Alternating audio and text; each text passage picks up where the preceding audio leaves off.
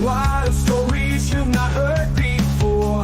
Echoes through the air, they roar. Unleash the beast, let your spirit soar. Fists in the air, the crowds ablaze. Moments that seal the mundane taste. No fear, no hold in this maze. Reach the peak of these wild days. It lives, Friday night lives.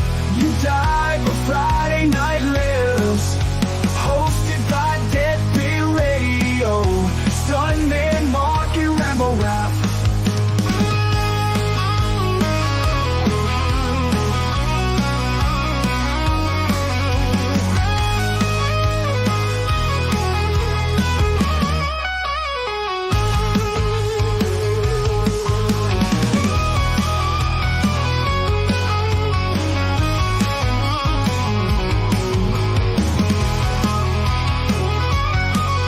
Fists in the air, the crowds ablaze. Moments that steal the mundane taste. No fear, no hold in this maze. Reach the peak of these wild days. It lives, Friday night lives. You die, but Friday night lives. Hosted by Deadbeat Radio. Stuntman, Marq, and Rambo Rap.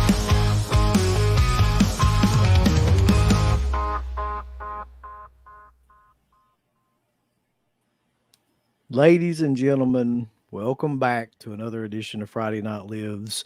And of course, joining me as always is Stud Muffin Mark. How you doing? That's killer. That's the best like nickname ever. Ed Rambo, how you guys doing, man? Good, man. Doing well, can't complain. So Rambo has been on like a tour of cutting promos on people that are trolling him in his chat, Yeah. which I swear to you, I tagged it on his last video if you want to check it out, like one of his last videos, his last stream, I should say. And it's one of the funniest, I don't know, 2 or 3 minute long, like fucking promo he cut on some poor guy that was like insulting him. It's just great. So yeah. Check that out if you haven't already. I forgot I said all that until on the Discord. I think either you or CK, maybe CK, he clipped it. I'm like, I forgot I said all that. But He sent it about to right. me. He sent me the clip of the video, and I just watched the whole thing all the way through, and I just laughed my ass off all the way through it because there's so many good lines in that. I don't know how like you came up with off the top of your head, but yeah. it just does. But anyway,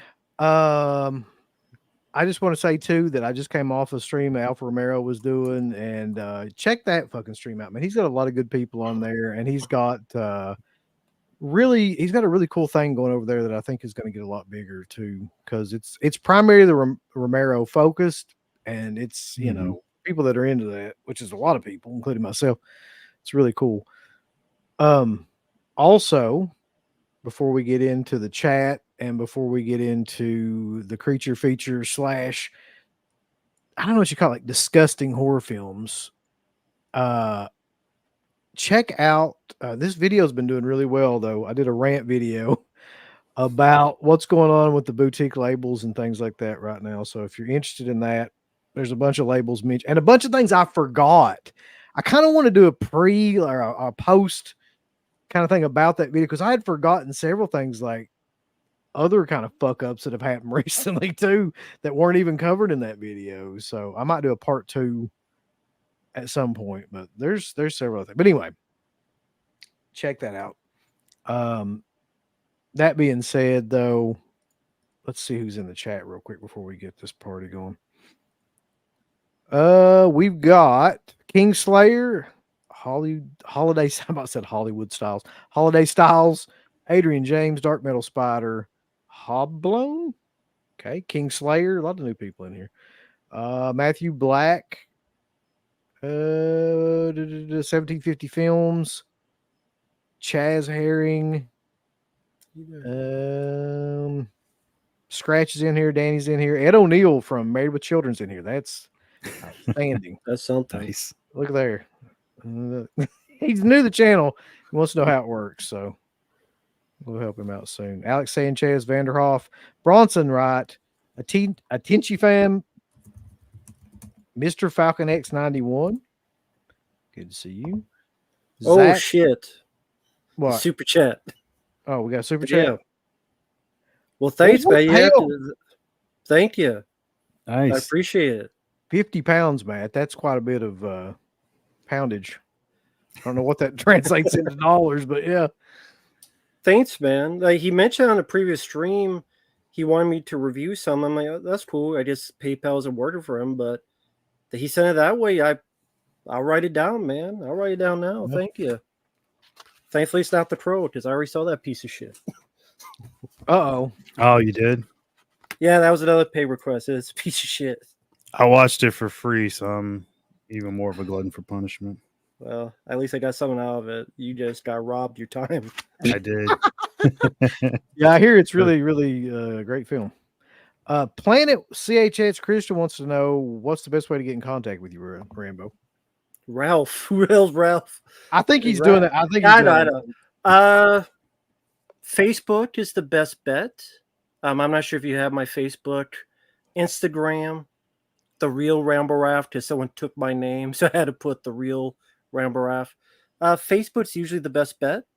I don't care. I'll put it on here. I'm not like people have better. Oh, hey, remember, you guys don't talk to the chat, I've been told by some asshat on some fucking fanboy Facebook that you guys don't talk to the chat. Right. Even though you're talking to the chat. But we don't like any of the people. Everybody knows that. We're not fan centered. No. Even though we've been doing this for 20 fucking years. So I put it in the chat, but yeah, Facebook's the best bet. Also, I mean, my name is Matt, M-A-T-T, Roller, R-O-E-H-L-E-R. I don't go for it.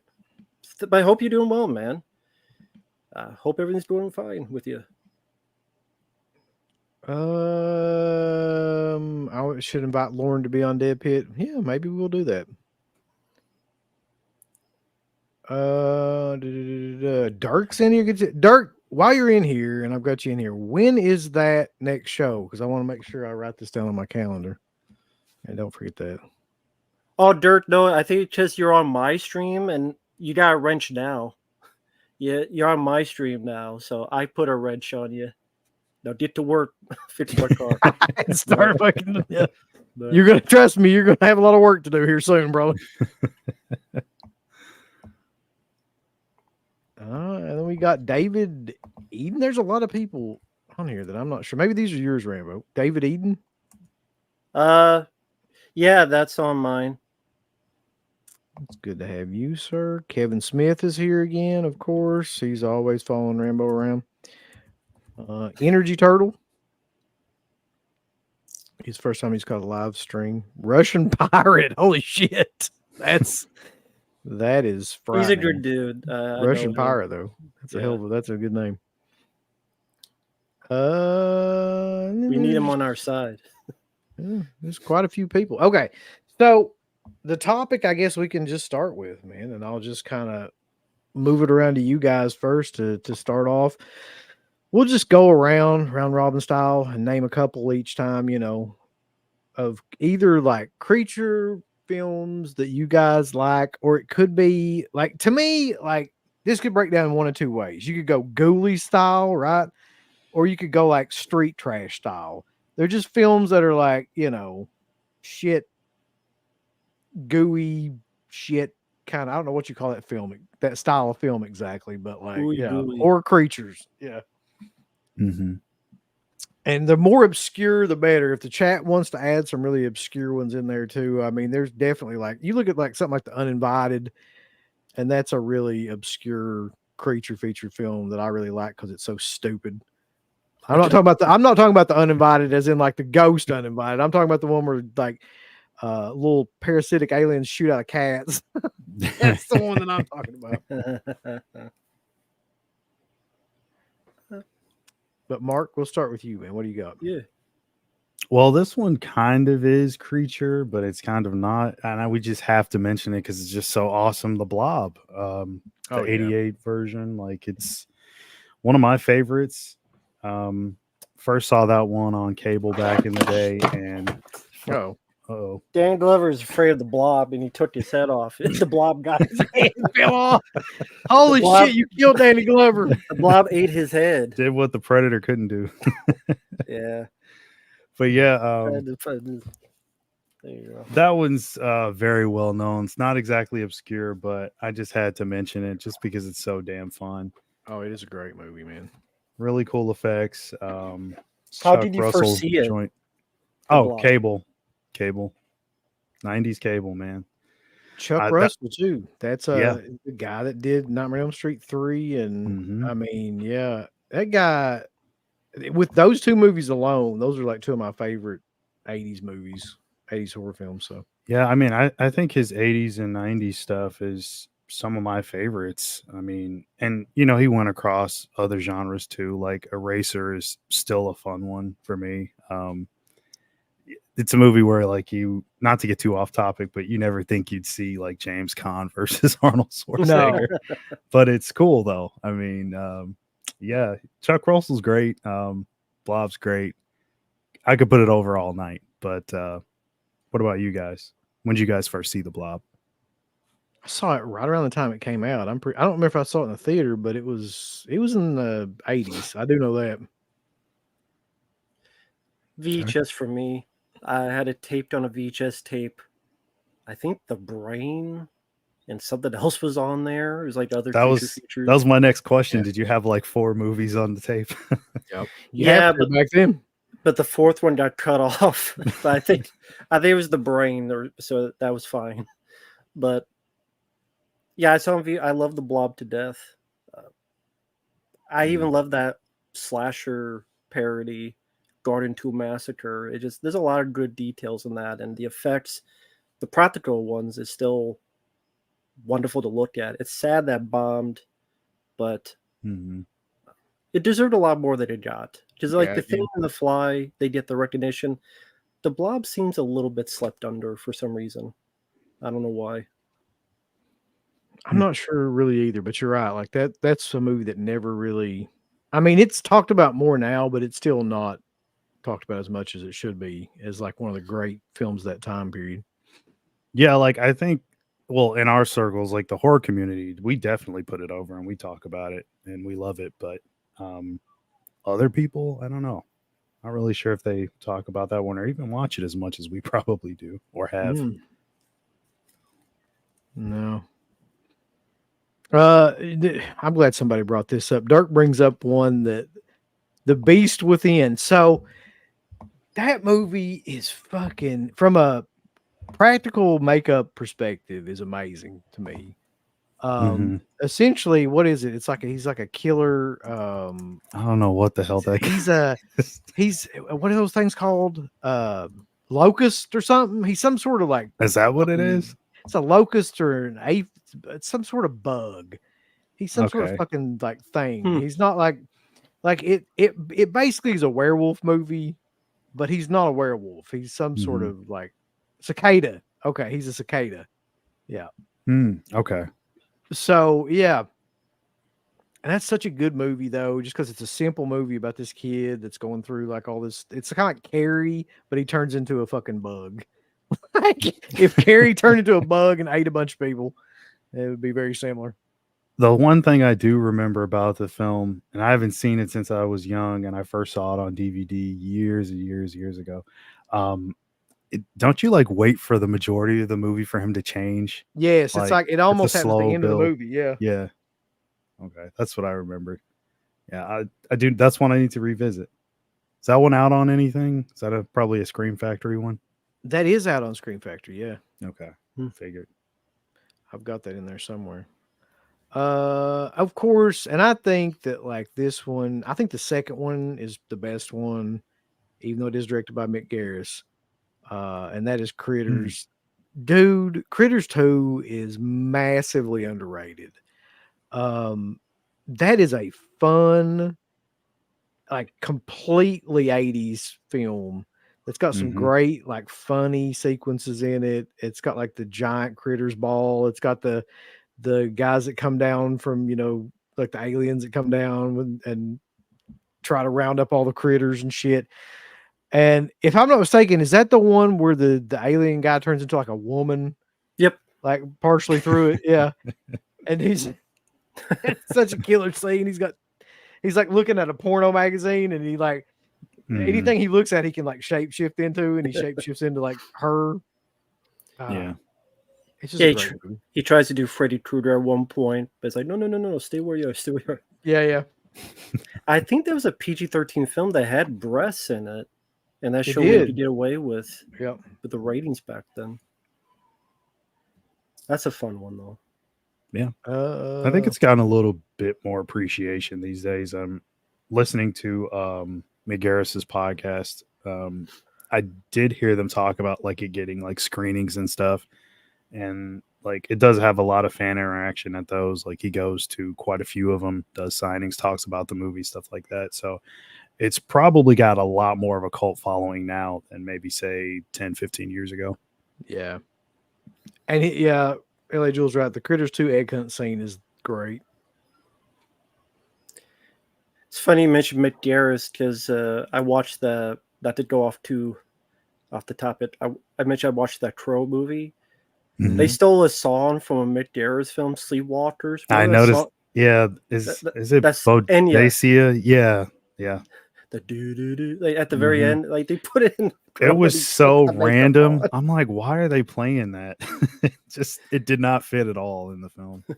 But thanks to Jamroll, thanks for the super chat. Thoughts on director Peter Hyams and The Relic. I love Peter Hyams. 2010, Stay Tuned with John Ritter is a very quirky, interesting one. End of Days, I love.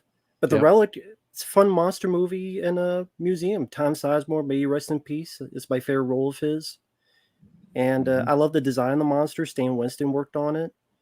There's CG, but there's some good prop to go and taking people's heads off, and there's some good gore in it. The Relic's a fun one. I don't know what you two feel about it. I was actually there when they were shooting that at the museum on location. Chicago. Yeah. That kind of blew my mind because I had no concept of like movie making and trailers around and all the people in the crew and then the stuff that it takes to make a film, at least at that age. But saw it in the theater when it did come out. Liked it. Some questionable effects now, like practical stuff is good, but obviously the CGI stuff is not very good. But that's very, very brief.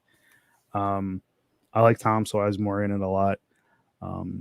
It's got some cool atmosphere. One of those movies that really works in like a one location type of thing. Some really solid stuff though. Cool sequences, like the whole under, like it's not underwater, but they're in water. It's like under like the museum and the tunnels and stuff. Like the sewer. Yeah. Yeah. Very cool stuff. Yeah, I echo everything that Mark said. Like I never had a problem with the movie. I don't think it did. Maybe it did do well, but I don't think so. No, like not really. And I thought it kind of got a bad rap because I don't think that was a time period for those type of movies, really. Like I don't think those movies like that were being made that much around that time. Mm-hmm. I want to talk about this real quick. This has nothing to do with any of the creature feature stuff, but this is part of my childhood. So just one of the guys, he says, is a PG-13 show. Let me tell you something. When I was in middle school, that was my fucking movie, man. Like, you know what I'm talking about. If you've ever seen this movie, the end of that movie, yeah, I probably wore that tape out. Like, that's just that's insane. So more than Fast Times. More than Fast. Yeah, everybody always talks about Fast Times, right? But that's a different generation almost. Like, yeah, true. Yeah. So I came in later on, and like that was my Fast Times or whatever. So Joyce Heiser, I think is her name. Yeah. The woman that played that. Yeah. So great job. that movie. Anyway. Yeah, a lot of people are talking about Puppet Master. Puppet Master. Here's the problem with Puppet Master. All right, to me, the Sure. first one sucks ass. Like people don't realize that, but the first Puppet Master is incredibly boring. It's really only you get to the second and third Puppet Masters where it's like the Puppet Master that you know today. You know what I mean? Like the one that people kind of reference. And it gets more kind of action oriented. And like they are talking about Full Moon and not the Sutherland one, right? I hope so. Because I hope not. I We're mean, not it talking is about the kind of concept. creatures in that one's too. So I mean, Well, somebody said yeah. Puppet Master versus Demonic Toy. So I feel like somebody's Okay. talking about, yeah, Okay. somebody's talking about that. Let's see. Mimic. Somebody brought up Mimic. A couple people brought up Mimic. Oh, of course. Yeah, we got to talk about Ghoulies. Yeah, definitely. I mean, what are y'all's thoughts on? I don't think we've ever really talked about that, like that series of movies. I like Ghoulies 2 and 3. The Same. first one, I honestly feel the same way as Puppet Master. It's like I thought it was very boring. But like you said, Puppet Master 2 and 3, Ghoulies 2 and 3, they're more the stars. It's more fun. I grew up with those movies. I love the carnival setting in part 2. Same. fun. Yeah, that Yeah. might be one of my favorite settings in a movie like that. Like for some reason, that just completely works with the ghoulie characters running around and being in parts of the carnival. Yeah. Like you know, Mhm. yeah, I love that one too. Did you see that on VHS? Ghoulies 2 VHS? I had to have, man. At some point, yeah. Yeah. For me, I think I like the first one a lot more now. So when they put that 4K out, I got a chance to actually see it in kind of a different light almost. It was actually really fun. I had a lot more fun with it than I've ever had. And I appreciate it a lot more. I mean, obviously the first one had to exist so we could get the second one, but yeah, I really, really dig the first one a lot. I don't want to go so far as to say it's underrated or anything, but I don't know. Give it another watch, Matt. I know you probably won't. I 'cause you watch have. enough stuff. Oh, you tried it? Okay. Okay. It's boring. Just as can't get shit. into it. No.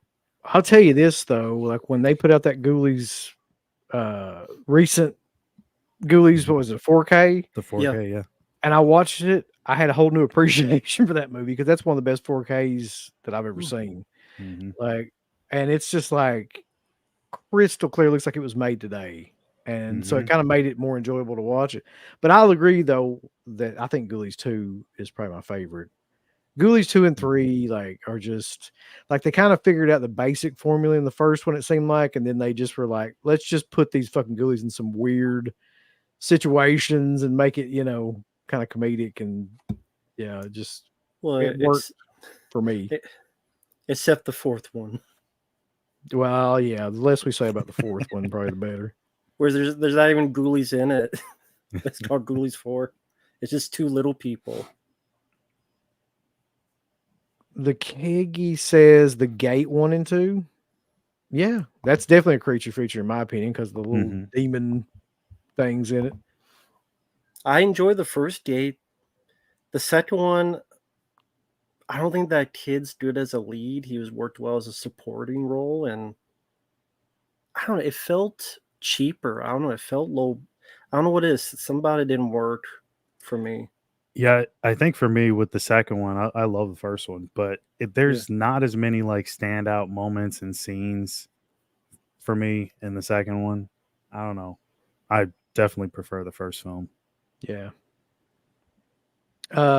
Critic Chris, I'm gonna tell you right now, this is probably one of my picks for the most underrated films ever. Yes, definitely. That movie is everything. It's like Night of the Creeps to me. It's like everything you want in an 80s horror film, like really kind of witty humor, great special effects, great monster setups. I love the fact that you basically got like what 5 or 6 movies in one. Because Yes. every time you go into a new like exhibit, you go into a new film. essentially. So like you got the werewolf, you got Dracula, you got the Marquis de Sade, you got the zombies, you got like whatever. That's one of my favorite films, just in general, horror films or anything else. And I think everybody in that movie gives a great performance, like Michelle Johnson and Deborah Foreman. Like I think they're all great. Patrick McNee is great in it. Yeah. Well, Zach Galligan isn't the best at the beginning when he's like trying to be the stuck up kind of. Yeah, Zach Gallen ain't the best in anything, really, if we're being honest. But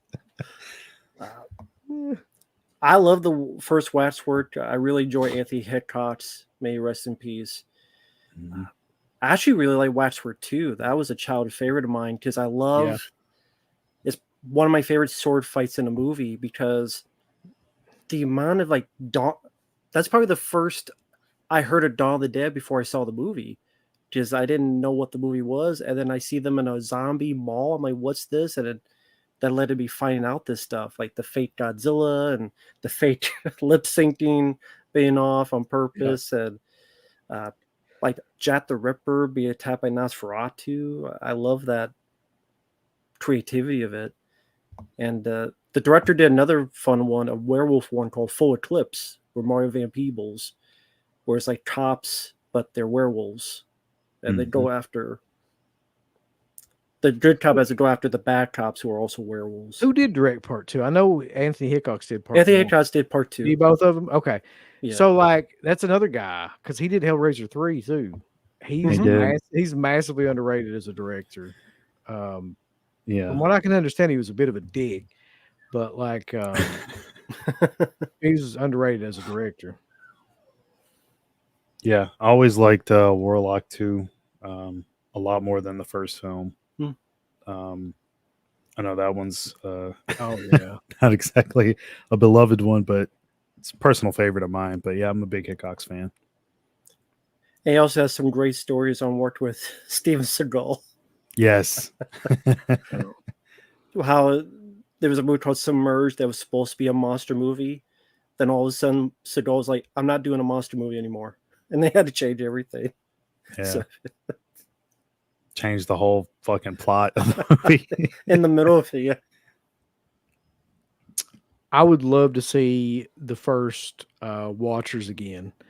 It's been years since I've seen it, but I remember loving that movie when I was a kid. Corey Haim's in it. And like, I just remember it's about some sort of like, I always equated it with like a Bigfoot-esque kind of creature, but I'm not entirely sure now because it's been years since I've seen it, but like some sort of lab experiment or something like that. And there's isn't there like a psychic part of it too, where they got some sort of connection? Like, Yeah, it's pretty much, it was a government plot where they will take a golden retriever, a dog, and they would send it to an enemy camp, and the monster would chase after it and then kill everybody in its vicinity, based on the Dean Koontz novel.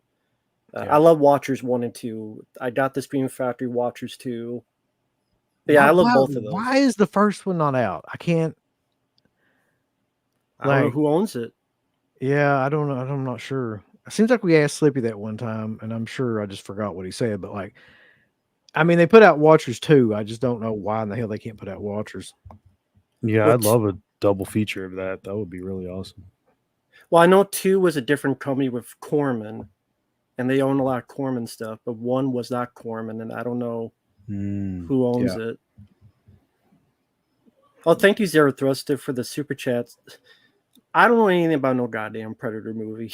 The Predator flick leaks called Badlands, which is such a original title, Badlands. Fucking Carta, suburban Sasquatch. Listen, we watched that back in the day, like on the original like Dead Pit show and everything, and reviewed it. I think I actually liked that movie.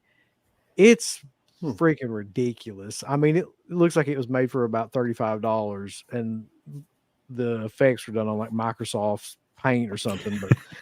But like, it's that kind of movie though, where it's just so bad that it's good.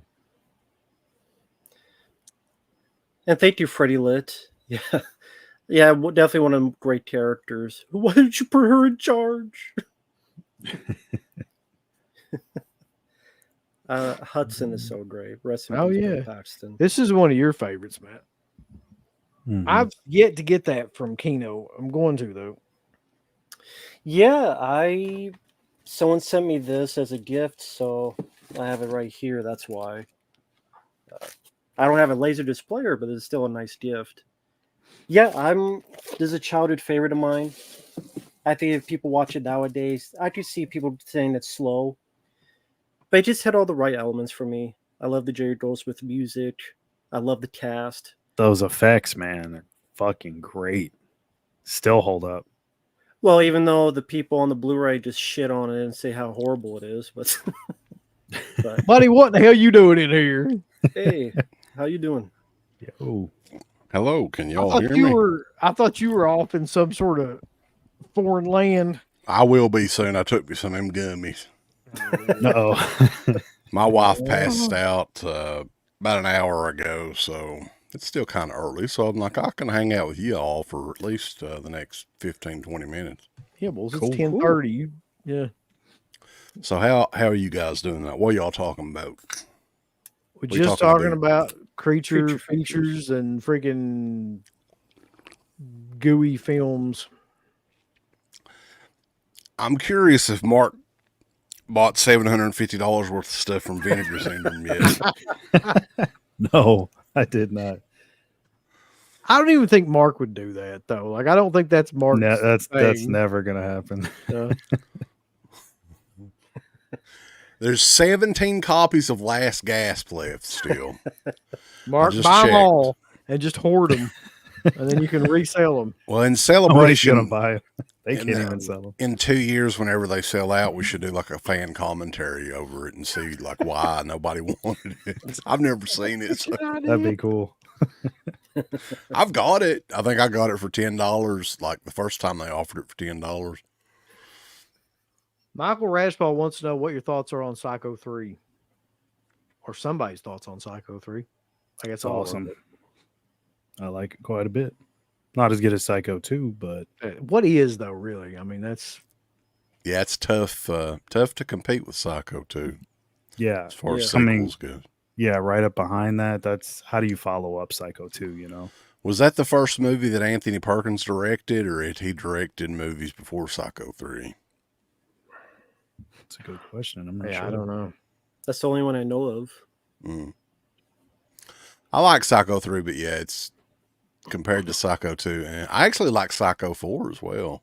I think that's a pretty good one. It's one of Mick Garris's better movies. Oh yeah. The only thing I can remember about Psycho 3 is Jeff Fahey. That's all you need to remember. That's He's the awesome in main that. thing I remember about that movie. Diana Scarwood's in it too, though, from Mommy Dearest. I remember her in it. Oh yeah, she is. Let's see. Justice for Corey. No. Good question. Crater, which you like better, House or House 2? I'm gonna tell you right now that mine is House 2. House 2 for me too. It'd be House for me. How about House 3, the horror show? What about House 4? No. No, shut not up. that. Isn't that funny though? Like here in the U.S., it was just the horror show, but they also did House 4. Like that's so confusing. Yep. Yeah. What the hell? But Listen, both of those, they're both good movies. House and House 2. They're Yeah. fun. Mm-hmm. Have you ever seen another movie that had a caterpillar dog in it? Caterpillar No, you have not. dog. No. It was cute. Like that's the prime example of like a creature. Like that's just Yeah. and it's not really. It's more comedy, I guess. And even the cowboy dude in there, the cowboy zombie guy. Royal Dano, who was in Ghoulies 2. Right. Fun enough. Yeah, the makeup on that and stuff. Like I've talked about this before in the 80s, from like 84 to 88, 89. Some of the movies that they made around that time period and the makeup effects and everything is still to this day unbelievable. You know, still look great. And even like the CG stuff and everything of the 90s, look how dated that looks now a lot of the time. Very few of those movies hold up. Yeah, Richard Yep. Mole's character in the House still looks amazing. I watched that movie recently. What's the other guy's name? Roger. I think that's it. When he comes back and he's like, "Hey, Roger." Oh yeah, Is that the Yeah. guy's name? That yeah, yes, yeah, William Cat. yeah. Yeah. Mhm.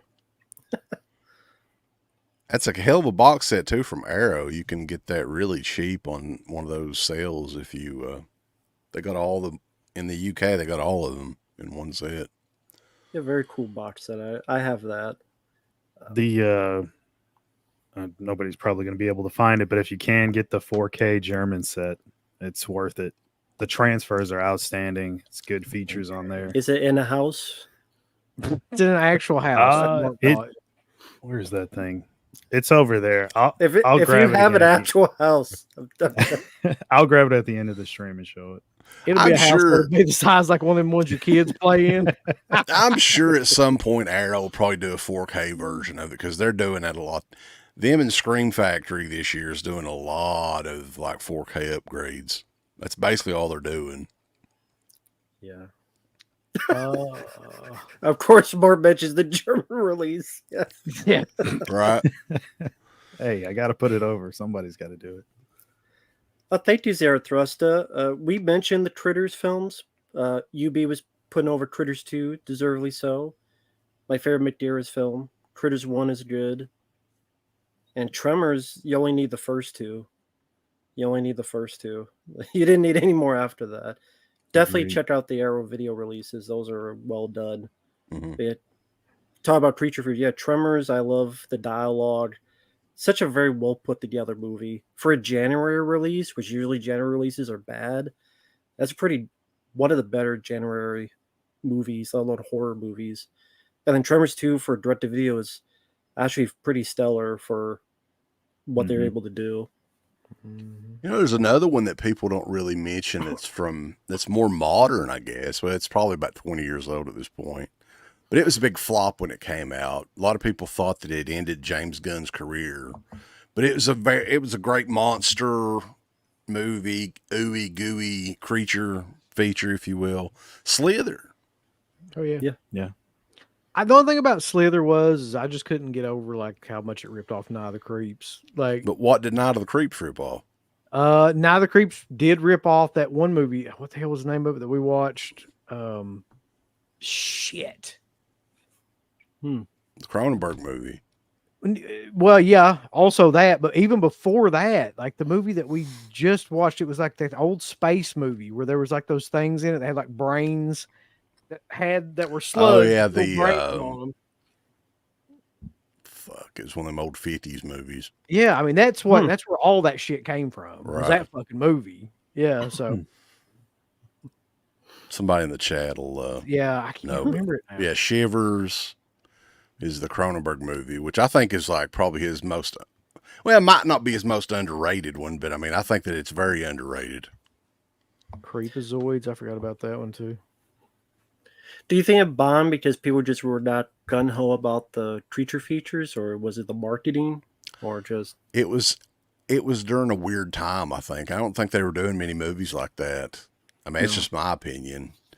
And people just weren't into that. What year was that? Like 2005 or 6 or something like that? sounds about right? Yeah, Mhm. yeah. Somebody said we were talking about house. They said they put in Big Mama's house. Oh God. That's the best one. I like Big Mama's house. Nothing wrong with that.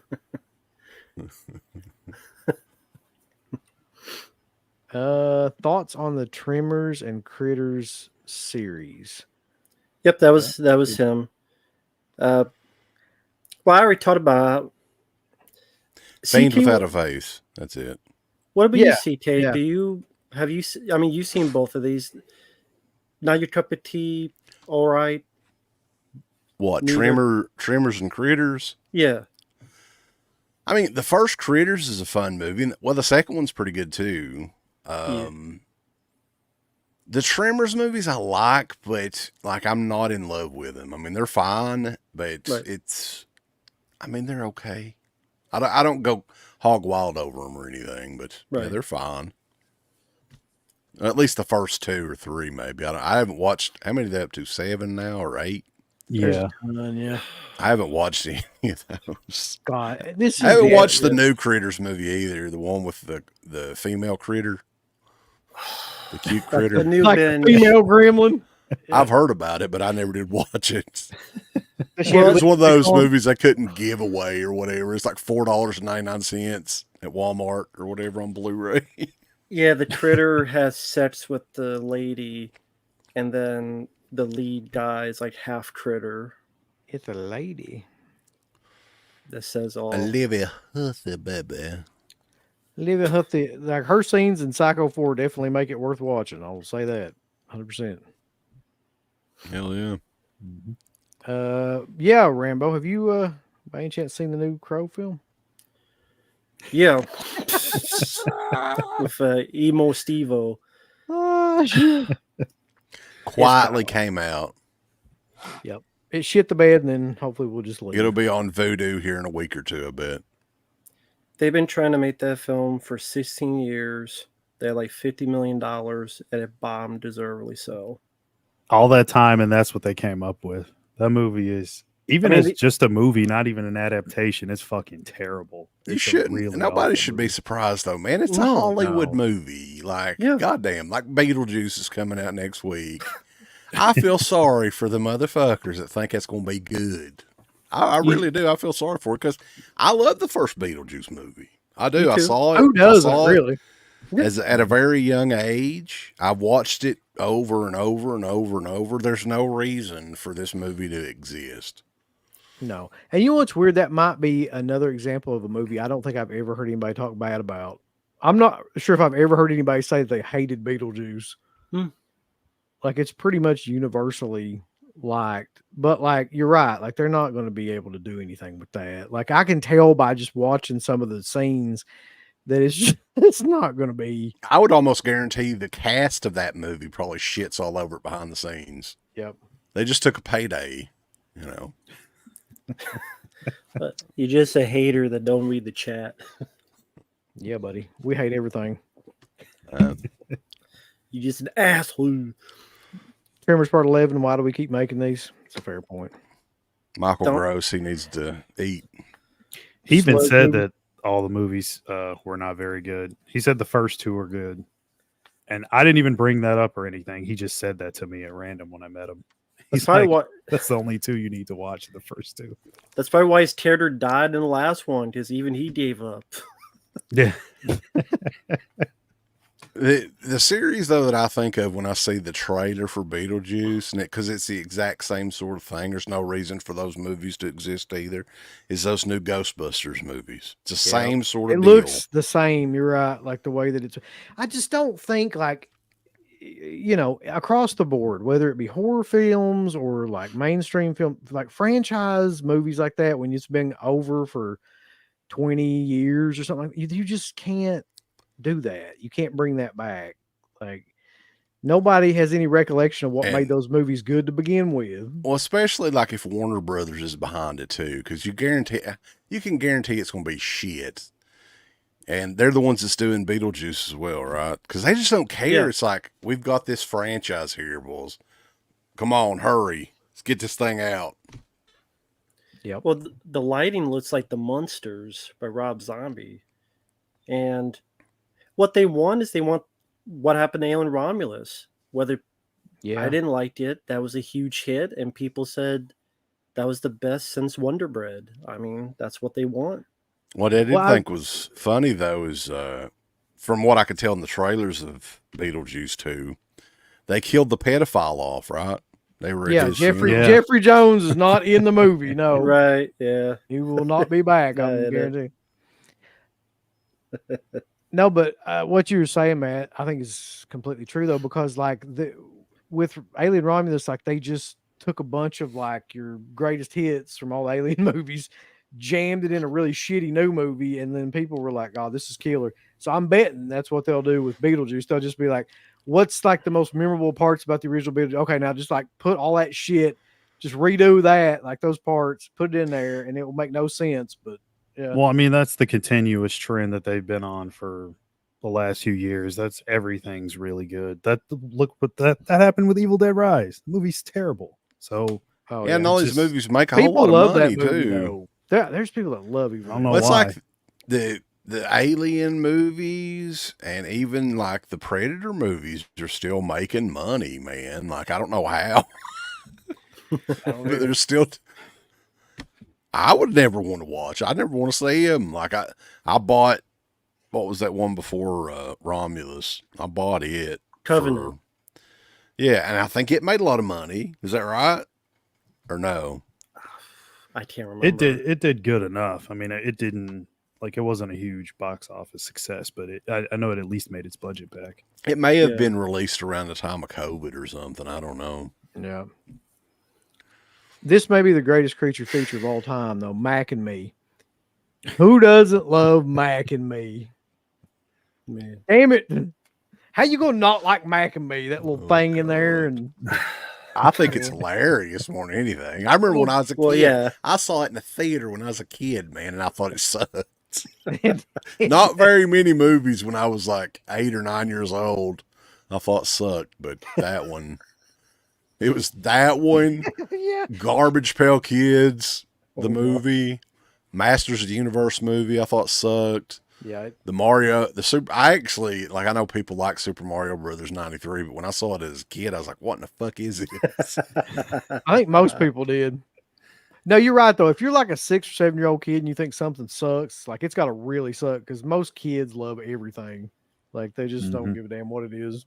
They'll put It's it just over. such a blatant, like, E.T. knockoff mixed with like a McDonald's commercial. It's very odd. Like it's enjoyable in the fact that it's so fucking weird Yeah. and stupid.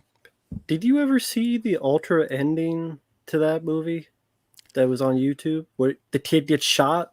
I think I saw it years and years ago. Yeah, because I vaguely remember The something. kid who can't walk gets like shot Ah. or something. I can't believe they didn't go with that ending. I wonder That's, why. Yeah. The kid gets shot in the head off that wheelchair and just flies down a hill. Or something. That's how they wanted to end it. It sounds right though. Does anybody see 1989's Arena? I know it's in that Arrow set. I didn't watch that one. I don't think. I haven't seen that one either. Long Haven't time, seen but it. can't remember much of it. Let's see. The Brain Eaters? I'm not sure what that is. 50s movie. Oh, okay.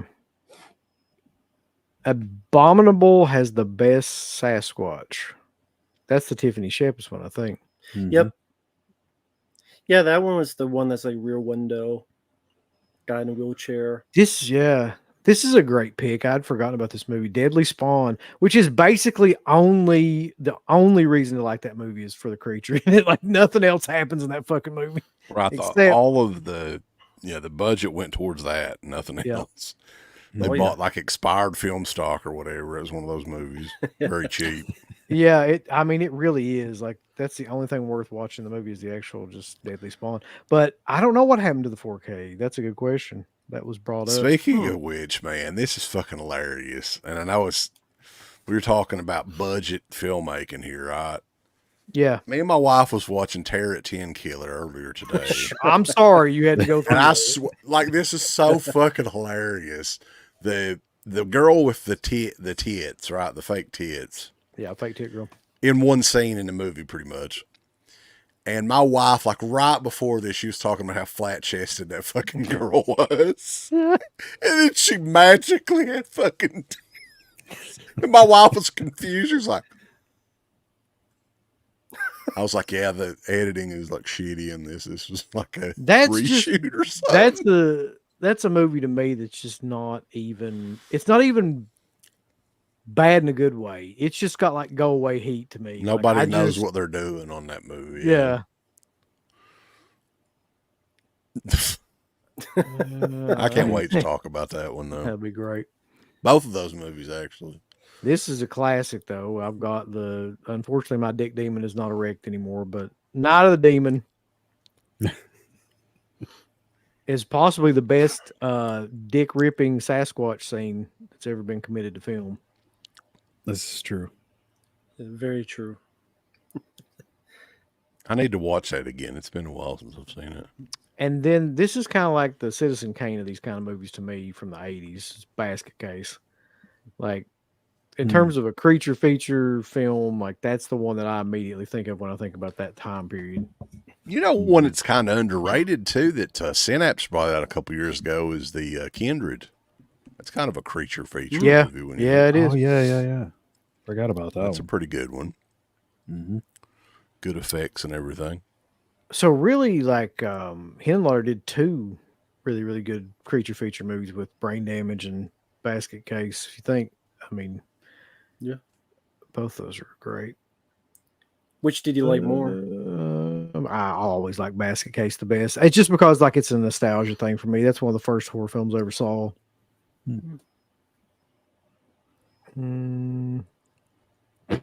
Crater. Look at this shit. I bet you anything will be good, Crater. I think you'll have a group of people that love the original so much, it doesn't matter how shitty it is, they'll still say they like it. Same thing happened with that fucking Ghostbusters movie, too, when it came out, the Afterlife or whatever.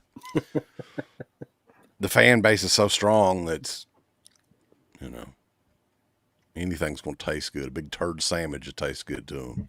That's sadly true. Oh, yeah, man. I talked about this movie a lot back in the day. The Munchies, the poor man's gremlins. Yeah. What about Munchie? With that Munchie. little fucking Munchie was not nearly as good to me as monkey-looking thing. Munchies, but yeah. Poor Andrew Stevens, boys. Do you remember? Oh my God, CK. Do you remember Roy Sturgill? Was that his name? Yeah. What in the hell? Well, that's where I watched that movie. Oh. Like he rented Munchies, and like I remember like being over at his house like a sleepover, and we watched the fucking movie for the first time, and just like thinking it was the greatest thing ever, and watching it like over and over and over again. It's a piece of shit. I mean, it's not like good, but like when you're a kid, you watch something like that, you're like, oh my God, these Munchies are driving cars and pops are chasing them and whatever, and you're just like marking out. There's a lot of cheesy movies around that time period that's like that. They don't make them like that anymore. No. No, not really. But I remember Munchies. I saw that when I was a kid. I had fun question mark with it, but yeah, I had fun enough with it. I never picked up the Blu-ray. I don't remember this at all. Do y'all remember Rob Zombie was going to make a female violating Sasquatch film around House of a Thousand Corpses time? Was he No. going He to was play the attached- Sasquatch? Wasn't he attached to another Blob remake back in the day? Yeah, Oh, he yeah. was. I remember that. Yeah. He was Just- attached to a couple things that never did come to be. He was going What to was do a that? Crow movie, funny enough. He was gonna Yeah, do the I was going to Crow. mention that. He had that one movie called like T-Rex or something like that, didn't he? Yeah. Too, that he was going to do. That had nothing to do with the T-Rex. No. Everybody, That was I just the remember name. like when 31 was announced, everybody was so intrigued with it and so excited and shit. Remember the teasers and everything? And he was going to, did he do a GoFundMe for that? Because I remember like that was the rumor he was going to do it himself, and maybe don't he did do remember- it himself. That's the I don't remember if problem he with it. did a GoFundMe for that one. Maybe he did though. It seemed like there was something about that. I think for a long that's time. probably his shittiest fucking movie. But that or the Monsters. Yeah, I don't know, man. I was gonna say either the Monsters or Three from Hell. Like, Well, here's the thing. I at least got through 3 from Hell. I can never get through 31. I can never finish it. Because I remember, like, we did some sort of Rob Zombie show, and I tried to watch it again. And then when it got to the fucking mini Hitler, or whatever it was, I was like, I remember this. I'm not watching. This shit is Yep. fucking stupid. Fucking shit. you didn't like Little Jimmy Hitler? In there? Mini Jimmy. Mini Jimmy. Humongous is underrated. That is actually true. Yeah. I wish Yeah. that movie would come out on something like too. Extro. Do y'all remember Extro? The alien, like, Yeah, there's a few extra Mhm. movies. yep. Vinegar do. Syndrome has one of them. I can't remember which one it is now. It's part 3. Okay. And they never. Has anybody ever released the first two on Blu-ray or anything? Yes, because I remember seeing this not too long ago. But let me see. I'll look up who did because I can't remember now. This was not that. I think it's overseas or something in it though. It's like a Maybe. region The, two. the first one is it has a huge extra like figure thing, like crawling on all fours. It's actually pretty cool. Of course, You- it's German. You bought it, right? I did not buy it. I should have, but I didn't. Oh shit! There's Mark may have this one, but it's going for big money. We were talking about Anguish the other day.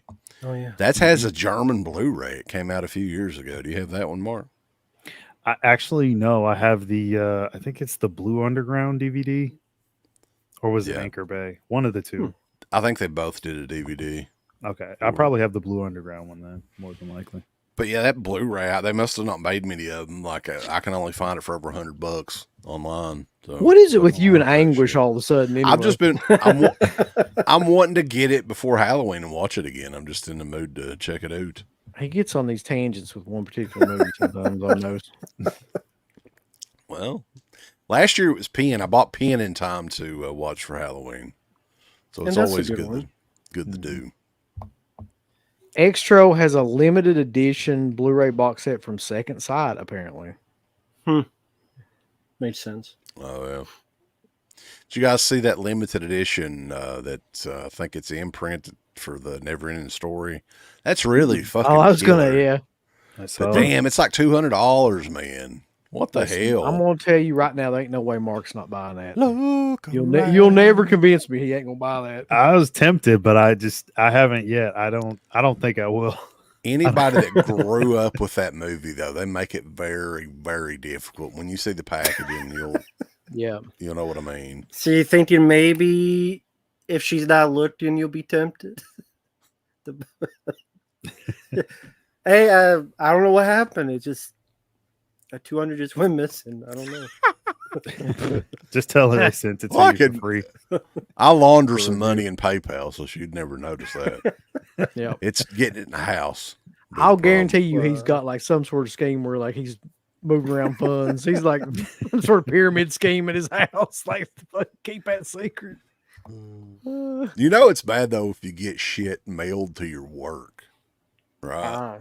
And I've done that before with certain things,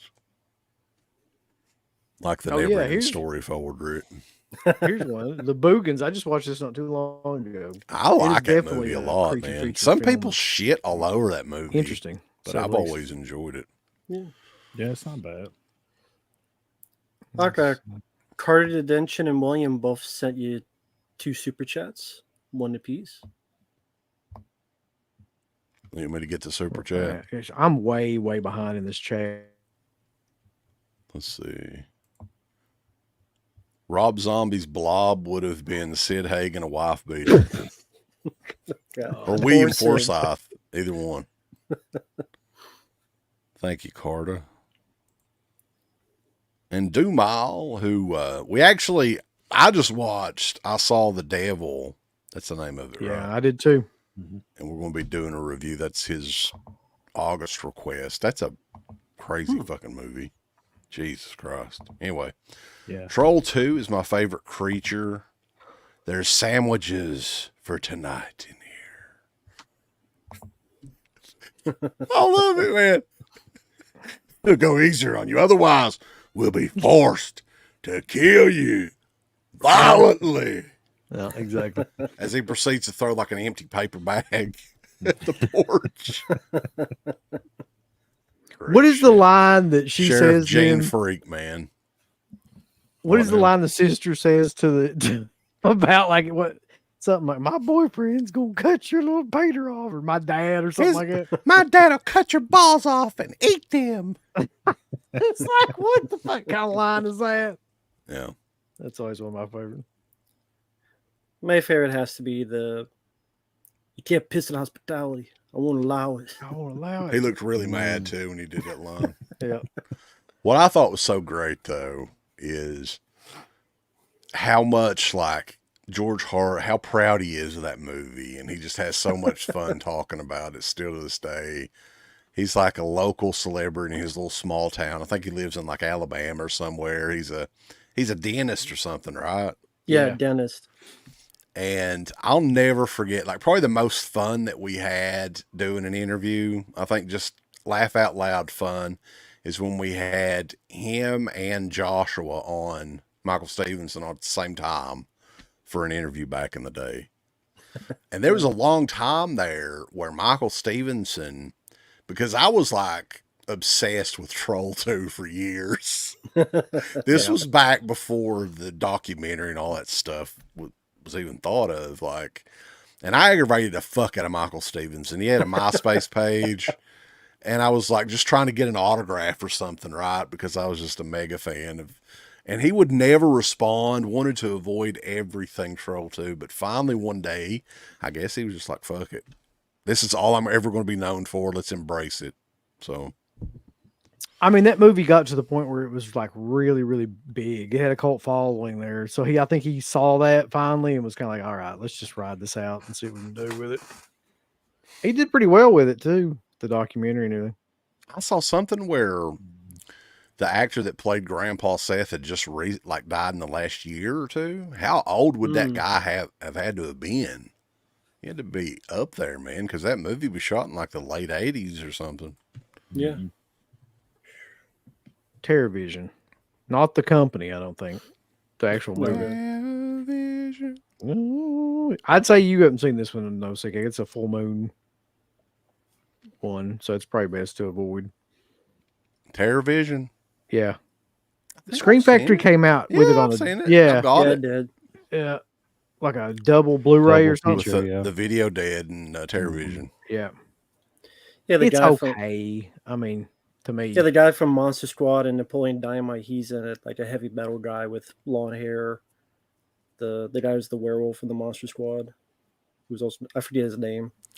Oh, yeah. I think the Video Dead is my favorite out of those two. Yeah, mine too. I haven't seen this movie, but it's brought up a lot. Terror Within. Oh yeah, George Kennedy, Corman produced it. It's pretty much take the alien and put it in a bunker.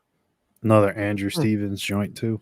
Oh no. See, Andrew Stevens is just when you see that name, He's a begging lucky for trouble. motherfucker, though. Think of all them Skinamax movies he did with Tanya Roberts back in the day. Shannon back- Tweed. Yeah. Man, I was just watching that documentary that Vinegar Syndrome put out about that. We Kill for Love. It was on TV, and that thing's like 3 hours long, but it's amazing because it showcases so many various clips from all those, like what they called erotic thrillers from back then. A lot of Night Andrew Eyes. Stevens. Yeah, Mhm. exactly. Remember, like, the covers of fucking Night Eyes? He'd have, like, no shirt on and be like, Yeah. Come on. have a girl bent over or whatever in front of him. Shit was great. Oh man. It's like those 15 witchcraft movies. Yep. That I can't find a single think there person was- who's seen one. There's probably more than 15. Didn't they continue to make them, like, all through, like, the 90s and 2000s and shit? Yeah, probably. Yeah. Jeez. I wonder how many of those I'm gonna look up how many witchcraft movies there actually are. They'd probably say, like, 87 or It's something. had an never-ending list. They quit Witchcraft counting. movies. Let's see. It's like- it's like he goes all the way across the screen. It's like the Amityville movies, man. They quit counting. I don't think anybody knows. All right, hold on. Let's go down here. Witchcraft. So there are. There's got to be more than that. This is What? saying 10, but I know there's more than that. Yeah, I think there's more than 10.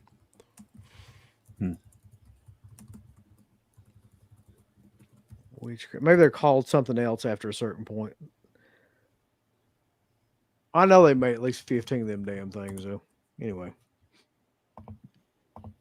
Wet Movie says that he was actually in Witchcraft 15 and 16. Well, there you So go. there's more than 10. How you doing, Yeah. Brandon? On Wikipedia, I have here 16 of them from 1988 to 2016. 16. 16. Why? That sounds right. Because they're awesome, Mark. You So love bad. the witchcraft. Didn't it seem stuff. like all of them had the exact same fucking cover too? Yes, They all look- there's just it some looked identical. variation of like Yeah. a pentagram and some woman like half naked. with the witchcraft logo. Here's the thing, that might be the series of sequels that's like the most unnecessary. Like, I don't know who those were made for or like what the deal was, but 16 of those is just crazy. I want to know how many in the chat or in this has seen even one of them. I've never seen a witchcraft movie. And I don't think I've ever watched them. Like it's a staple in a video store. I just remember the covers and stuff, but I never did. I don't think I ever watched any of them. that's the thing. I can't find anyone who's actually seen them, but they made so many. I love that movie, Gabbo. I always talk about that guy's accent from Maine. I think he's supposed to be from Maine, Stephen Mhm. Mott. Yeah. Yeah. Who I met at the show one time. He was a really nice guy. Oh, cool. Nice. Yeah, that's an underrated one for me. I like Graveyard Shift quite a bit. Did you ask him anything like a Monster Squad or such, or just met him? I don't really recall, like that was a long time ago, but we were talking about Monster Squad, I think, and he was mainly just asking me more questions than anything. But yeah, he primarily looked the same. It's so weird. Like this was 25, 26 years after the movie came out when I met him, so he had to be getting up there at that point. They had like a little mini Monster Squad reunion at one of those shows that he was there. I think Ryan Lambert was there, Andre Gower. I have a friend who met him who asked him, "You ever give him a state for Fred Ward?" And he's like, "Yes." I'd guarantee it's true. Yeah. I could see that.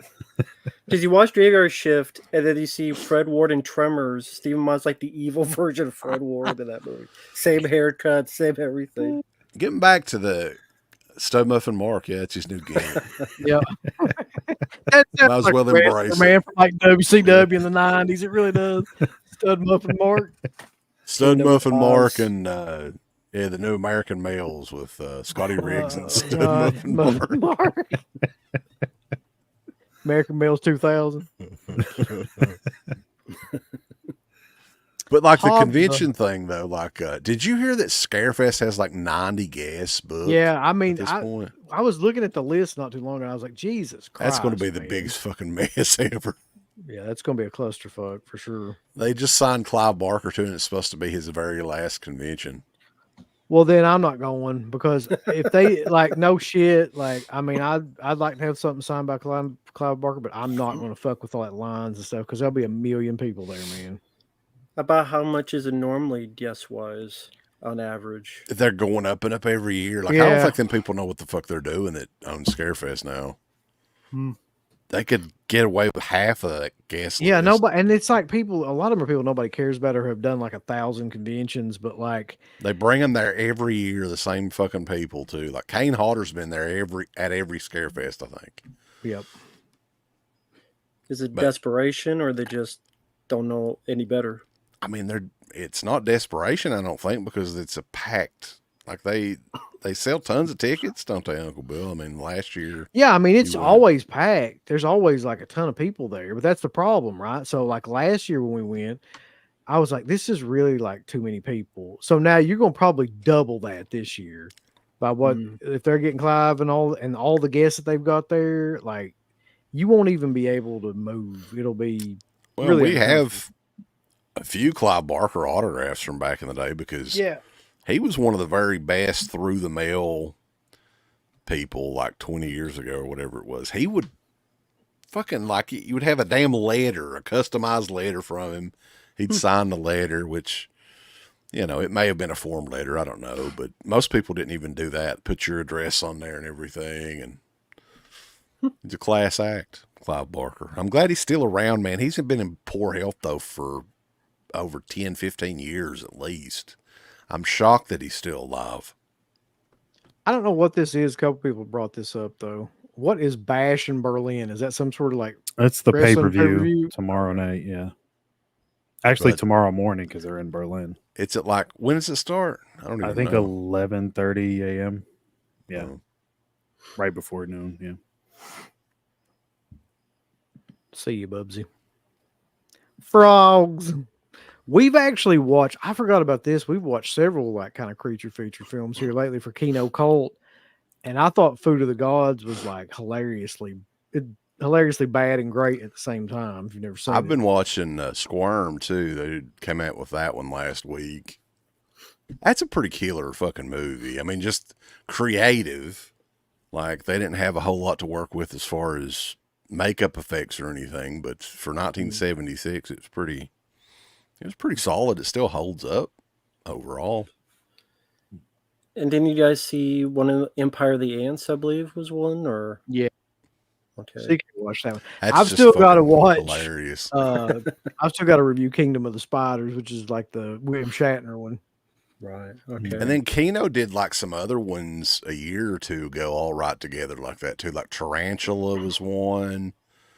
I think they had like an octopus one. I can't remember the name of all these. There's another ants one too. I can't remember the name of it, but yeah. I think it was just called Ants. I think those were TV movies or something. There's tons of them. Yeah. There was where it's literally just killer ants just on people at a picnic and stuff. Yeah. Great idea. Tentacles. That was the octopus one. Tentacles, if you will. Oh yeah. What about the Nest? Killer cockroaches, I think. I love that one. That one, it's also cool because the third act, because there's experiments on them, there's a little bit of John Carpenter's thing in terms of like they become like more creative special effects. I'll put it that way, much more gory than you would think. So, like someone turns into one, so the eyeball pops out, and like all done practically. Pretty cool stuff. Plus, just roaches themselves are so itty anyway. Yeah. Mhm. I gotta say though, people are mentioning the names of all these movies like they're all Kino titles. Yeah. For the price, I think Kino's hard to beat as far as these studios go. Yeah. Kino doesn't really fuck up either. Have you noticed that? No, Like, in terms of releasing or Well, they keep it quality control? simple. Like they don't really do like Kathy's terse eyeball stuff. And That's something I forgot to bring up that I wanted to bring up in that Oh, okay. video was that whole shit with Kathy's curse. I forgot all about that. yeah, and like all their stuff is uniform. Like there's not a bigger like sometimes they do box sets, but everything is pretty much uniform. They all it all looks, encyclopedia style on the shelf or whatever. Classy. they keep it pretty simple. And maybe that's why. Like there's not a whole lot of features. There's not a whole lot of bells and whistles, but like you said, for the budget, for the money you pay. And they get some good titles, like Summer Rentals coming out, which is Hell cool. yeah. I'm looking forward to that. So And then Which like when they have these sales, you can get this stuff for crazy cheap, like $8 or $9. yeah.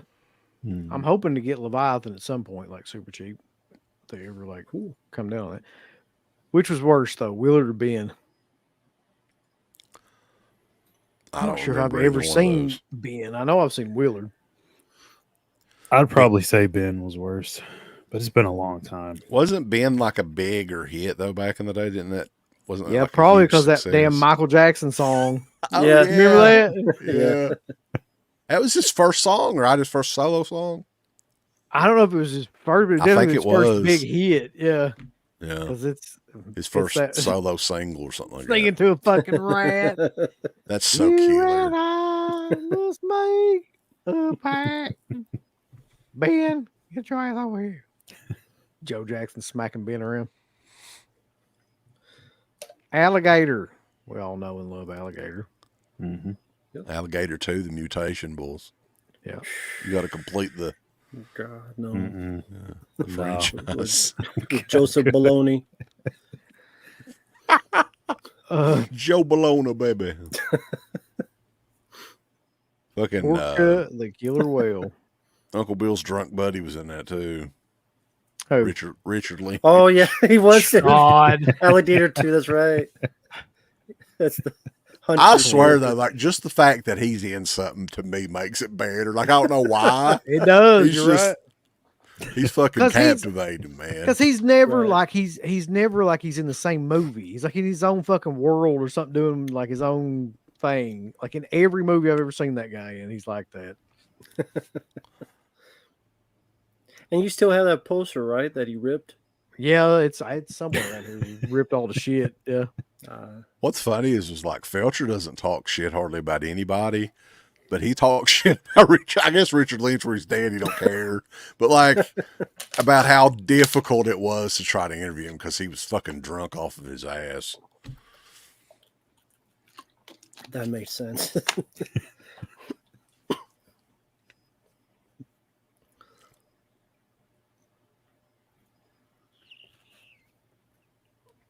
Well, fuck me, boys.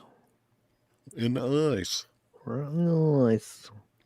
We may have Or- ran out of Orca. creature feature films. I've never seen I've- Orca. Actually, Orca's not too bad. I dig it for what it is. But I was actually going to bring up one. How do you guys feel about Split Second? Rutger Oh Hauer. hell, that's like a great performance from him, just like chugging fucking coffee and like just manic Yeah. all the time throughout the whole film. Yeah. Yeah, Rutger Hauer's another one of those actors too that was just captivating. Like anything that he's in, he makes Yep. makes it better. Like I remember Absolutely. marking out where which was it that Batman Begins he was in or whatever, and just the Yeah. fact Yeah. that he was in it, I fucking marked out. I was like, holy shit! Listen, I loved Hobo with a Shotgun. I thought that movie was like one of the unsung cult films that have come out like the last 10 or 15 years. Like his monologue in that movie is amazing, where he's like over the standing at the nursery or whatever. Yeah. That one He's doesn't like- get talked about anymore. I mean, when No. it first came out, like people were all over it, but now you rarely see anybody mention it. What It's was great, that? though. Was it Blind Fury or something like that Yeah, with him? Blind Fury. That one still holds up pretty good. It's pretty fucking. I love good. that one. Yeah. What's the We'll other find- one where he wears the collar too? I love that one. Deadlock or not Deadlock, but Wedlock. Wanted Dead or Alive. Wedlock. is it that the one where he's got the collar? If he, Yeah. it'll explode or something if they leave, Yep. something like that. Yeah, Mm. that movie's great. Yeah, I it's two vaguely titles. remember that one. Deadlock, Wanted- aka Wedlock. Yeah. Yeah, Wanted Dead or Alive is great too because it's got Gene Simmons in it. Yeah, it's the Like, bad that's- guy. Yeah. He blows up a movie theater showing Rambo. I remember that, and yeah, I love that. But Blind Fury, I love. What was the Yeah. line? The bad guy's like, "Go get Bruce Lee. He's dead." Well, then get his Chokazuki. brother. Isn't Yeah. Shokazuki's at the end of that too, Yep. right? He's like the boss or something. He has a fight with blind Rutger Hauer, and it's like they can't fall in the water. They get electrocuted or something, and it's a lot of fun. Blind Fury. Thank you, Dino. Very cool, man. I'm having an awesome Friday. I'm just relaxing, boss. So the dummies are working. Yeah. Very cool. Them gummies are hitting in effect. Oh yeah, this is one we talked about. This is from our buddy Hmm. Girdler. That's a Girdler joint right there. The Manitow, however you pronounce it. Haven't that's- seen that one. God, That's a weird one. Yeah. Very weird movie. Yeah. He, It's like about- he only made like a handful of 3 or 4 Yeah, movies. he made Grizzly. He made that. Abby. Abby. That might be it. He died at a really young age of a helicopter crash or something like that. Oh And, yeah. Yeah, I don't the know how to even- Manitow is probably his most famous one, right? Would you say? I think Grizzly. Probably. I would say Grizzly. Any that was a one of those huge hit. 3, really, like depending on who you ask, would probably Right. be. Yeah. I do love Grizzly. I think doesn't the bear just take the kid, just throw it or something? I Smash just the kid. recently bought that movie again on Blu-ray, like literally a couple months ago. I got to go back and watch it again. I mean, he takes like a rocket launcher and blows the bear up at the end or something. I love that. I love that kind of stuff. Just the shark blew up, so have the bear blow up. Yeah. So, Little okay, Bobby. there's not a lot to choose from, but what's your favorite Gene Simmons performance? For me, it's always Runaway. That's what I was thinking. I love that movie. The heat-seeking bullets, and Gene Simmons is really good. He's like And I love the whole killer robot spider that spits acid, and Yeah. the kid from was it over the no Fly the Intruder, right? Fly the Navigator, I mean? Isn't that the same kid? Yeah, he Yeah. plays his son, Fly the Navigator kid. Oh, really? Yeah. Oh yeah, if you like that movie, I would definitely recommend the documentary about that guy after, because it goes through like his troubles, serving prison time, and clean himself up. Very good, well done documentary. It's like life after the Navigator. I can't even Oh read yeah, this comment, but it's that's a good one. I think hilarious. it was on Amazon or something, wasn't it? I Yeah. watched it back when it came out. Well, Gene Gene Simmons is Simmons technically acting indeed a in douche. Detroit Rock City. That's a pretty good one. I was going to mention that. I was just thinking about that. Picked that right out of my head. That CK. movie is way better than it has any right to be. Yeah. It is Mostly fun. because of Adam Rifkin, I think. Like Mm-hmm. that movie's worth of shit. Well, Right. also card attention. Kiss sells everything. They sold Kiss like toilet paper. They sold out in every way, shape, or form. Jesus, oh my god, man! He'll have like a Kiss ton dispenser, whatever the hell. Well, he was one of the first, like, the Kiss was one of the very first to do that too. Like, they were kind of, when it comes to merchandise, they had original like action figures back in like the late 70s or something, didn't they, Uncle Bill? Yeah, Like those they big- were. When it comes to that, yeah, they were like the innovators of cash flow. That's I the mean, saying, but, like, the Kiss of today or for the last 25, 30 years, I mean, it's really, damaged in my opinion. Yeah, no, But like, they've had like 18 farewell tours. right. yeah, But like the original run of Kiss, I would say from like, I would even put it through the mid 80s. yeah. I mean, it's pretty. Well, the early '90s. I thought the Revenge album was great. Right. That was 90, 89 Yeah. or 90 or something like that. But So- yeah, I mean, it's like, I don't know. It's just they beat it into the ground at this point. But like, Psycho yeah. Circus done me, and I heard that. I was like, oh, damn. Yeah, Psycho Circus was awful. I think it's really more Gene and Paul everybody hates, though, to be honest. Like, I mean, Ace and Peter, like, they are just kind of like they're the actual, like, they're the band part of that. Like, the other guys are the writers, but they are the more respected kind of like. The other guys just fucking don't care about anything but money whatsoever. Right. Well, the biggest hit was a Peter Criss song, right? Beth, that was their biggest hit. Yep. And he did Black Diamond as well, which I think is one of their best songs. It is. I mean, most of the stuff I like by them, he sang.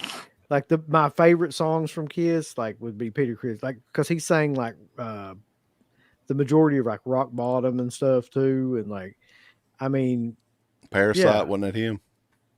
no, Parasite was Gene. Was it? Oh, I think so. Yeah, but he did Hard Luck Woman, and he's had a lot of good ones. Did he do the God Gave Rock and Roll, the one from Bill and Ted 2? No, that was Gene.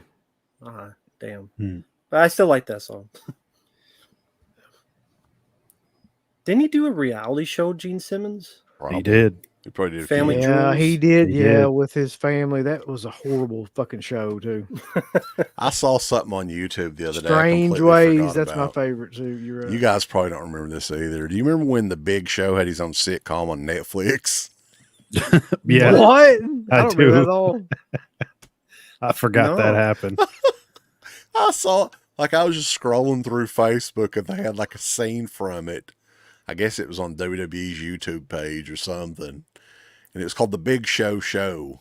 Mm-hmm. And it's like a sitcom of, like, I guess he's playing himself.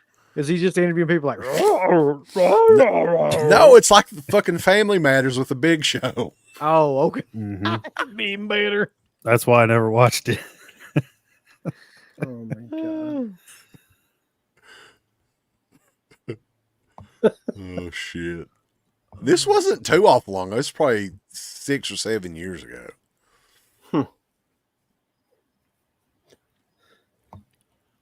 The Big Show was a massive failure. Yeah, I would imagine that would be the case. Who the hell like even would have the balls to pitch that?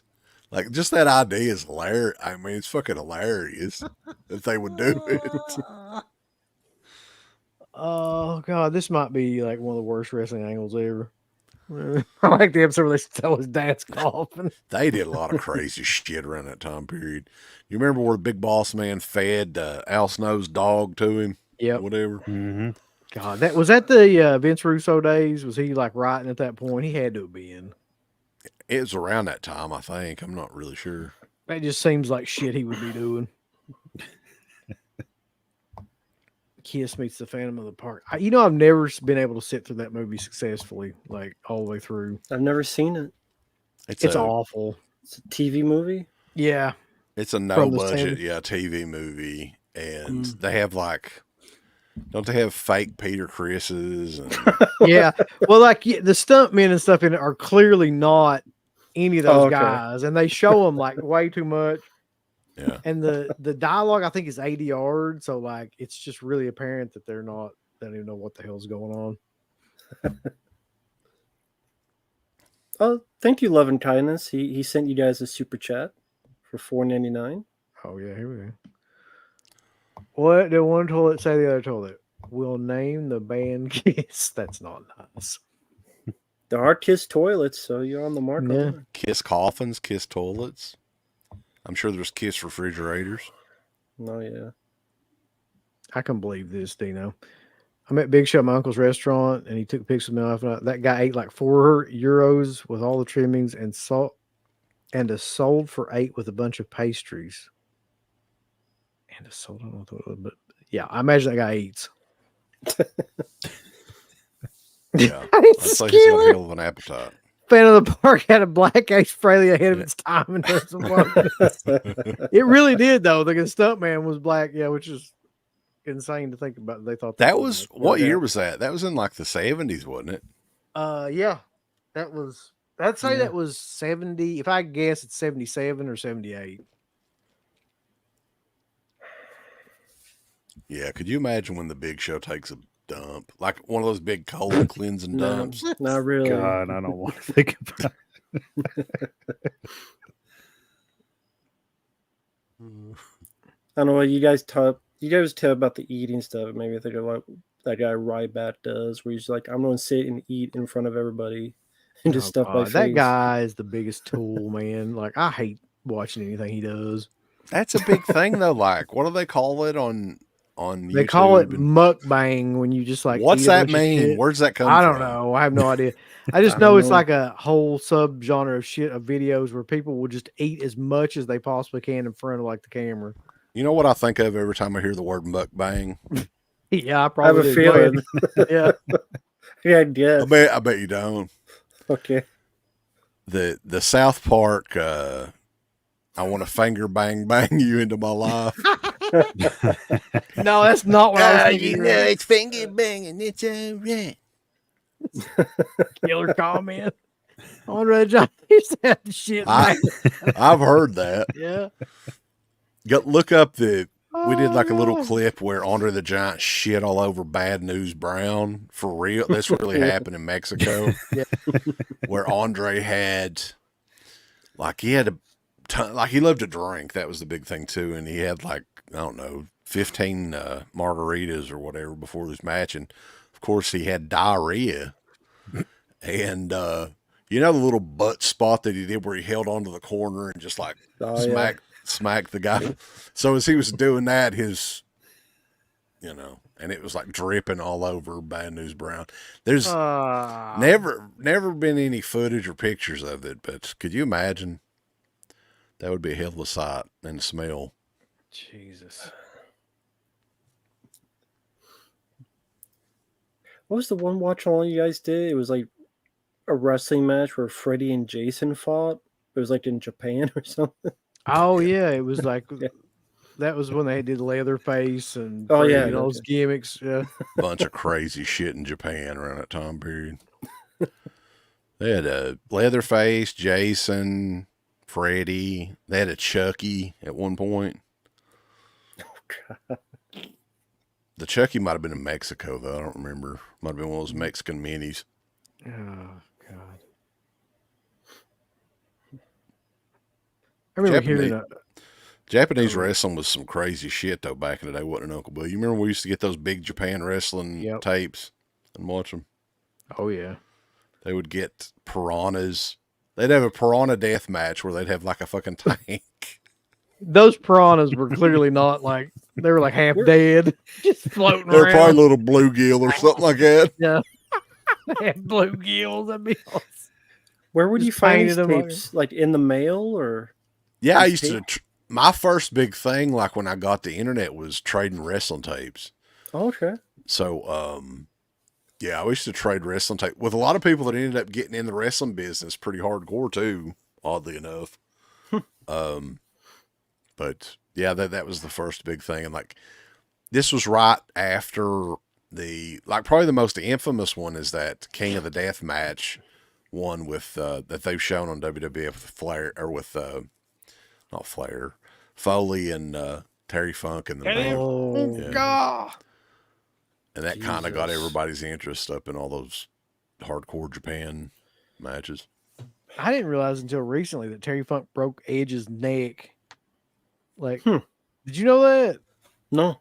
He was doing a shoot interview with I think that Van Vliet guy. I don't know how. Oh, to Chris Van Van Vliet. Vliet. Yeah. Man, he's been fucking like killing it with the interviews lately. Like I love his interviews and shit. So there was a spot that he did with Terry Funk where like Terry Funk used a fucking no, I'm sorry, that wasn't Edge. That was fucking Stevie Richards. I'm thinking of. So yeah, Steve Richards, where like Terry Funk picked up the guardrail and fucking was trying to hit him in the back with it and missed. Oh, and you're right. Yeah, neck, and hit him in the neck. and like Right. broke his neck. Because like I think he tried to like lean out of the way a little bit to get more of the impact on the back and hit him in the neck. I remember. So those two shows I watched, like the Stevie Richards one that he's got out right now, I watch all the time, and then I watch the Chris Van Vliet one. So like I get those confused in my head.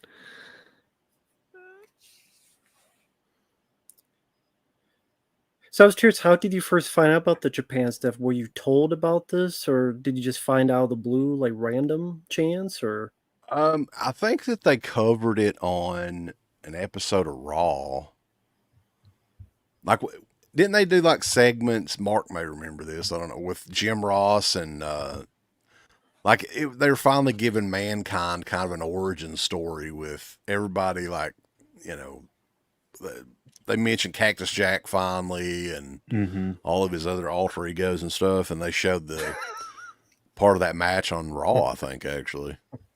That's true. That's AEW for you. Yeah. So Matt, CK Mark, and Baby Bill. Baby Bill. If you would do a stand in the pitch dark room for an hour, would you do it? I can see Matt stand there with no fear. As long as no one's near me. Stand in a pitch black room for an hour. What would I get out of it? I'd have to get something out of it. Oh, definitely. I mean, we saw Stuntman rank, and that's pretty much the same thing. Right. Just give me a gummy or two to be all right. We'll work. Is this something you? Let's say it was $1,000. Oh yeah. And like say a fear factor type of thing, like you had to eat, I don't know, a rhino's nuts or something. What would you do for $1,000? Is the real question here. I've had lamb. They're called lamb fries. You guys know what that is? That reminds me of that scene in Chevy Chase movie. You remember this, don't you, Uncle Bill? Wasn't it me, you, and Jess at the time? I'll go ahead and say it. We were at shit, I do remember that. Columbia's or whatever. My dad would always he would fuck with him, but not do shit like this. And he was like, "Yeah, order me a dozen those lamb fries they got and bring them back to the house." I was like, "Lamb fries? What the fuck?" And then he was like, "Oh, try you one. They're really good. While they're hot, try one." And yeah, of course, it was like lamb testicles is what it was. Okay. God damn it. And I was like, "Motherfucker, I brought him to you. I brought him back to you. I want to see you eat it." And he did. He ate a couple of them. Oh, So the joke ended up being on him too. How they taste? Funny Farm. That's what where he has to eat like the. Is it like? It's some sort of balls. Like he has to eat like a bunch Oh, of them yeah. to beat the record at this restaurant. The movie's closest thing that I could describe lamb fries to is like very tough, like fried mushrooms, like Ugh. chewier fried mushrooms. Ugh. Is that how they tasted to you too? Yeah, yeah. And what about you? Had some, right, Uncle Bill? I don't think I did. Oh, I don't. Even if I did, I ain't gonna fucking say I did. I'll tell you that right now. I put a little bit of ketchup on it. It was, I mean, I didn't know what it was when I ate it. So of course, like I was like, oh, Right. these are okay. Yeah. Let's. Would Matt, Mark, or Bill work a death match? Yeah. yeah, sure. Yeah, Why let's not? do it. I know. I would honestly pee. I can admit I'd be too scared to be like that thing that happened to David Arquette, where he like got that. Didn't he have a glass in his neck? Well, that guy was fucking nuts. That's why. That guy. yeah, but that it's happened. death match. Of course they're nuts. Nick Gage or mean, something like that. yeah. Was that who it was? Yeah, he's on a whole nother level. He die during a match or something. and That's then what they he brought him- says. Yeah. They revived him, and then he wanted to finish the match. Like that's a Yeah. whole nother level of nuts. You can just tell when I watched that he wasn't all there. Like there was something missing in his head where he's just like Yeah. he didn't care whether he lived or died. Really. No, But you two, you guys really do a death match? Like you explode and you burn up? Yeah. Let's see what happens. yeah, why not? Good luck. I'll be out at referee or I'll be outside. Be the I've- manager. I've Yeah. heard people say though that like a lot of that maybe. stuff isn't nearly as painful as you think it would be. That's But I still crazy. would. I still wouldn't try it. But yeah, they said like the fluorescent light bulb thing isn't one that doesn't hurt at all. I don't see how it couldn't. But I'll take I don't their know. word for Landing it. on thumbtacks. I was and, getting ready to say the uh, thumbtacks gimmick has got to be. That's what gotta about be painful. Terry Funk with the flaming branding iron in ECW? Yeah. I'm not getting burned by that When he shit. caught himself on fire that time too. The- yeah, the barbed wire match with him and Sabu that time, man. Oh That yeah. oh god, that looked so painful. It ripped Sabu's pants off pretty much too. I remember that. Like he got his That was pants caught in the hilarious. barbed wire. The one thing I never understood too is that night when like everybody in the audience threw chairs in the ring, how somebody didn't get killed. Like, because I think it's Terry Funk is like standing up almost the entire time until he finally like realizes I Yeah. should probably just like go down. But like, Yeah, he man, like did the Ric Flair like Yeah. fall forward bump. like how did somebody not get fucking cracked in the back of the neck or something with a chair? Jesus. Yeah, I mean that happened. Gypsy Joe, that poor son of a bitch. No Jack, but he That knew match was Jack. hilarious. He was so New Jacks, he was one of a kind. He was crazy. Yeah. I feel like we veered way No off fear. topic. There's no getting back. Like the Well, topic. Fred I'm not Menendez even- got away I'm not we even can gonna ease try. back into horror. Well, New Jack is a wrestling. creature feature on himself. That's true. Let's see. Since Dead Pit is a horror movie channel, what do you guys think of 90s Kane and Undertaker? I mean, Yeah, Kane might be one of the best gimmicks ever, to be honest. And I mean, in terms of a gimmick that was built on top of another gimmick, that's got to be the best one. Yeah, I mean his early like when he first debuted, that like I guess first 5 to 6 months where they were just building him up, and he would come out like 3-4 times a night, choke slam people, and then just leave. Yep. Yeah, the problem with that thing though is they didn't want to end it. Like it was going on forever. Mhm. Like they had the match at Mania, but then they continued to have more matches. Like Yeah, for years, it seems like. I've never been a fan of those matches, honestly.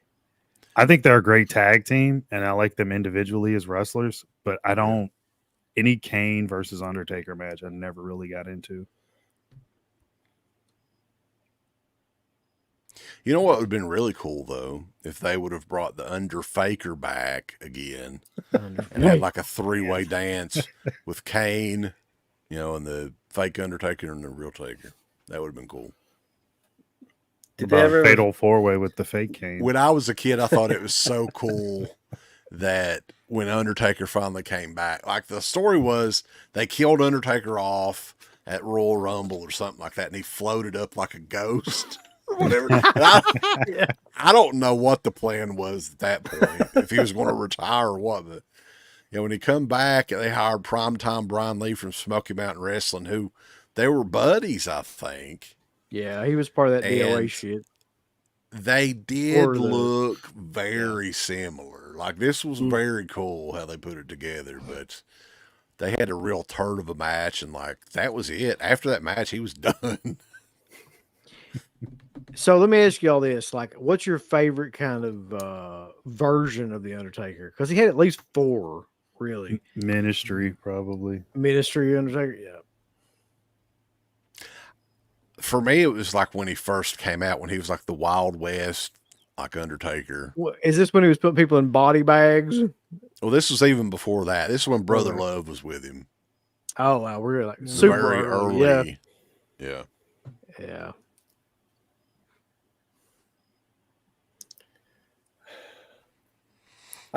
For me, probably biker Undertaker. Biker Undertaker, yeah, that was a cool period. Oh, American Badass Taker. Yeah. I hated the gimmick though. So that's what, like, when you watch wrestling, do you like the sort of more ridiculous, silly, outlandish stuff, or are you more into like, Steamboat like versus Ric Flair type of I stuff? like it all. I like it all, man. Okay. Like, one of my favorite pay-per-views, and hopefully we're going to do like a WrestleManiacs episode on it because I've talked about it forever, is the Chamber of Horrors Halloween Havoc 91. It's probably the best bad pay-per-view of all time. I haven't seen that one. WCW in 1991. Oh my God. Like, it was so fucking, like, they had some of the stupidest gimmicks. This was when Kevin Nash was Oz, and he had the old fucking the old wizard mask, the old man mask on, yeah. that they bought at the sundry store or whatever, latex mask. And that was the show where Abdul the Butcher got electrocuted in the chair. And Is that the one So where like good. It's so like good. the damn switch fell before it even was Right. supposed to? Yeah. Oh, was I like- saw that. yeah. Like, it's on fire. They have to put it out. Like his head, yeah, like call Yeah, like had some it sort was of gimmick, smoking or sparks whatever. something, yeah. Yeah. They had so many shitty gimmicks too. Bill Kazmaier, the strong man, right? He was out there and had like this big blow up globe that he was carrying in the fucking ring. It's supposed to be like the Atlas gimmick, yeah.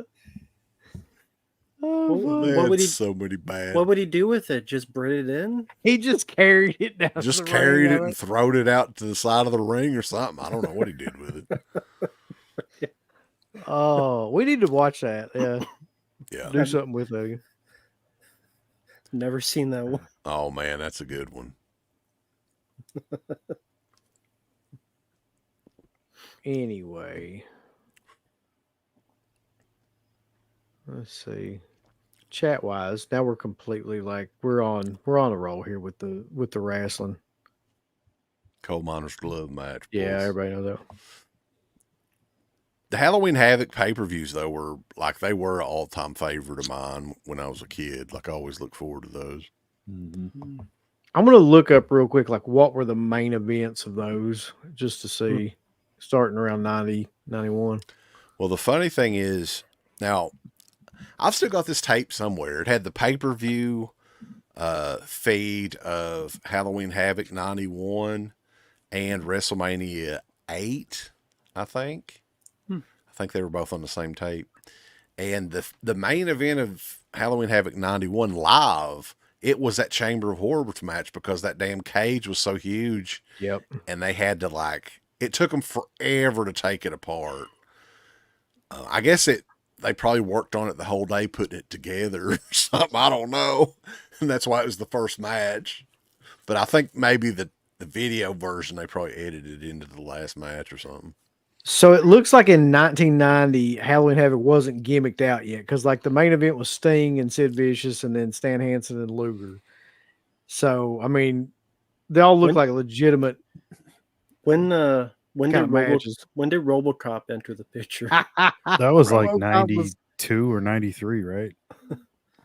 I thought it was 90 when because World Cup 2 was coming out in 90. Let's see. That wouldn't have been Halloween Havoc though, right? That was what was that? Fucking Capital Combat. Capital Combat. Yeah. Yeah. You knew off the bat. I never saw. I've seen the clips. That was the They're one like- and only Capital Combat. Capital Combat, baby. Capital Combat. So Halloween Havoc 91. You're right. That's like completely fucking crazy. Cheese. So you got It's the Ghoulies Sting. 2 of wrestling pay-per-views. the Chambers of Horror match: Sting, El Gigante, the Steiner Brothers versus Abdullah the Butcher, the Diamond Stud, Cactus Jack, and Big Van Vader. That's a killer match. Okay, and then you got they got a tag team match, which is Big Josh. That was the lumberjack wrestler. Yeah, PM News defeated the Creatures. Creature 1 and 2. God. The mysterious creatures, I think is what they call Bill Kazmaier. Gary defeated Michael Capetta. That Oz. mysterious creature. Who was the Halloween Phantom? It says the Halloween Phantom defeated Tom Zink. Rick Rude, I think, is when they brought Rick Rude back. That is fucking ridiculous. Great. As a Phantom, They brought him back as the Phantom, and then he took the mask off or whatever at the end of the match. was like a Phantom of the Opera type of. Kind of, I think. Yeah. And like Man. all of the announcers were dressed up too. Like Bischoff was Dracula. I remember That that. makes sense. That's Yeah. pretty perfect. Yeah.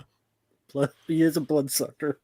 Yeah, they didn't really do anything like that again. Like no, there wasn't like a chamber. There wasn't a horror themed match. It's just in '92. It's just like basic matches. Well, at 92 was Spin the Wheel, Make the Deal. And that's when the they coal brought that miner's out. glove match. Yeah. But that was like, they hopped the hell out of that back in the day with the commercials and everything. Spin the wheel, make the deal. Okay, I won't go through all these, but that's killer. They're doing they're doing the Mad Max Beyond Thunderdome thing. Okay. Yeah, the closest you Right. get that now is that zombie match with when Army of the Dead came out, the lumberjack zombie match. Yeah. And Hacksaw Jim Duggan was in a horror film. That's fucking killer. yeah, Somebody was, Pro Wrestler vs. Zombies with Roddy Piper. what was the movie that Ultimate Warrior was in? Does anybody remember? Firepower, I think, with Gary Daniels. I would He was fuck- like the bad guy. It was a pretty big role. I've never seen it. I'd like to see it. I've only seen clips, but yeah, I think it's called Firepower. Yeah, Yeah, I that definitely was remember Chucky. That was at Halloween Havoc in like 90, whatever year Bride of Chucky came out, like 98, I guess. 98, yeah. Yeah, that was Halloween Havoc as well. Who was he talking to? Was it the Steiners? I think it was Steiner. Rick Steiner, I think. That just in hindsight, that's even more amazing. Like, what would you do as a wrestler when it's like, this is what they give you? Yeah, talk to a doll. And... Rick Steiner must piss somebody off or something. You know, WCW had a Kiss wrestler around this time too, Yeah, the demon. the Kiss Demon. It was the Mm. wrestling Gene Simmons. What was the other guy, though? He was like a heavy metal guy. Was it Van Hammer? Oh, Heavy Metal Van Hammer, yeah. Yeah. That guy was awful. That was the good old days, boys. And then they have a dude too that was like a Phantom of the Opera guy, like what was his name? The Maestro. Maestro, yeah. Oh, man. The fuck is this? That was the good old days. I didn't see much of those old WCW. This is all new to me. Well, that was WWE. The Maestro was like, that was a Oh. little bit later, I think, wasn't it? Huh. 97, Yeah. 98, something. Like that. Probably, yeah. Or no, wait, the Maestro was WCW. The Maestro was WCW, yeah, Yeah. I remember that. What it was is though, that wrestler had like the hottest gimmick on the indie scenes, but he couldn't use it because I think he was he was gorgeous, like Gorgeous George Jr. or something like that on the independent scene because he looked like Gorgeous George, but he couldn't use it. He didn't have the rights to use that name or anything, so they came up with that Maestro gimmick for him. That's awful gimmick Yeah. too. What would It's be hard. the- It's hard to say like what the worst WCW gimmick was. I was just going to ask, like, what was the worst one you saw? I mean, there's so many fucking awful gimmicks, man. Like, even from around like the late '90s, like there was awful gimmicks. Huge Right. erection was pretty bad. Yeah, MIA. That whole faction was Yeah. ridiculous. You guys remember Roadblock? I Oh, loved yeah. Roadblock because he carried a thing down to the ring like one. He was like the biggest, ugliest looking motherfucker ever. He looked like a truck driver or whatever. I remember the big thing with him is that Luger got him in the torture rack. That was his claim to fame. And I couldn't but- believe it. Oh man. Yeah. There's a bunch though, like the Mike Awesome was stuck with like the fat woman Thriller or something like Yeah. that. Where he's Yeah. that was And bad. then that '70s guy, you remember that? Yeah. Where he was that. And I thought he was great back around that time period.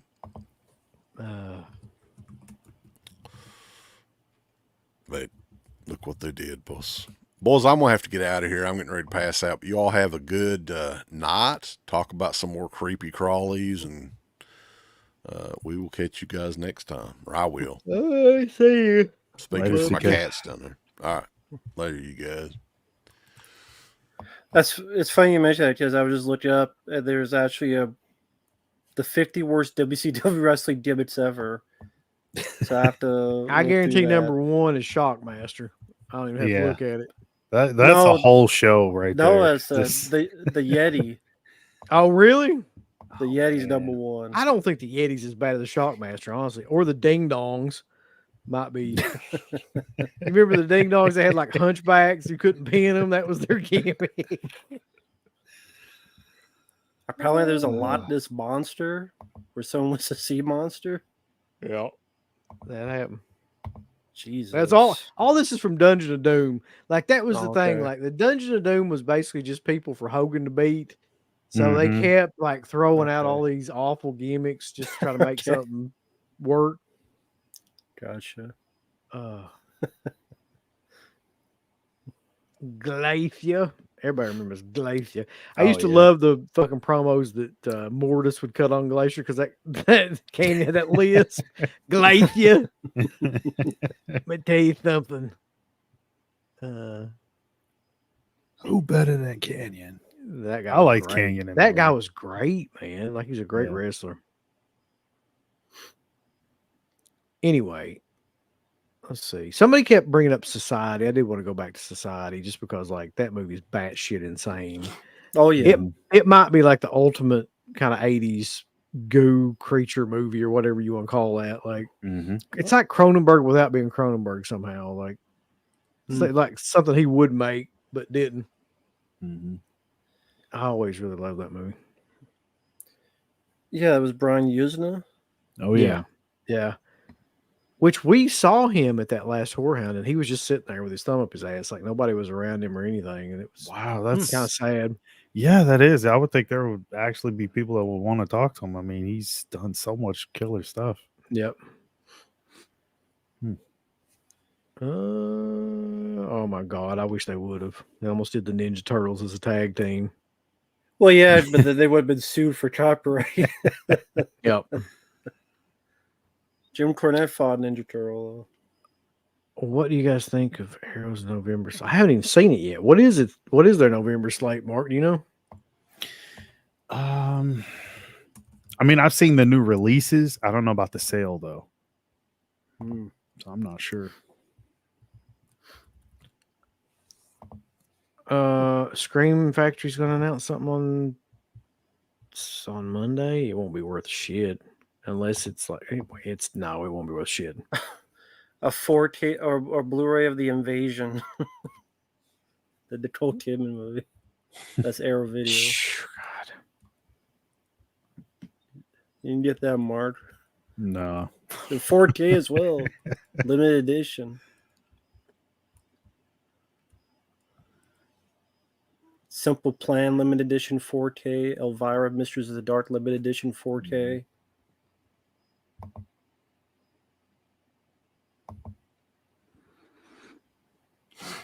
I think the only thing anybody's really been talking about, other than Vinegar Syndrome, sells that imprint Never Ending Story. Really, it's just too fucking high, man. That's the issue.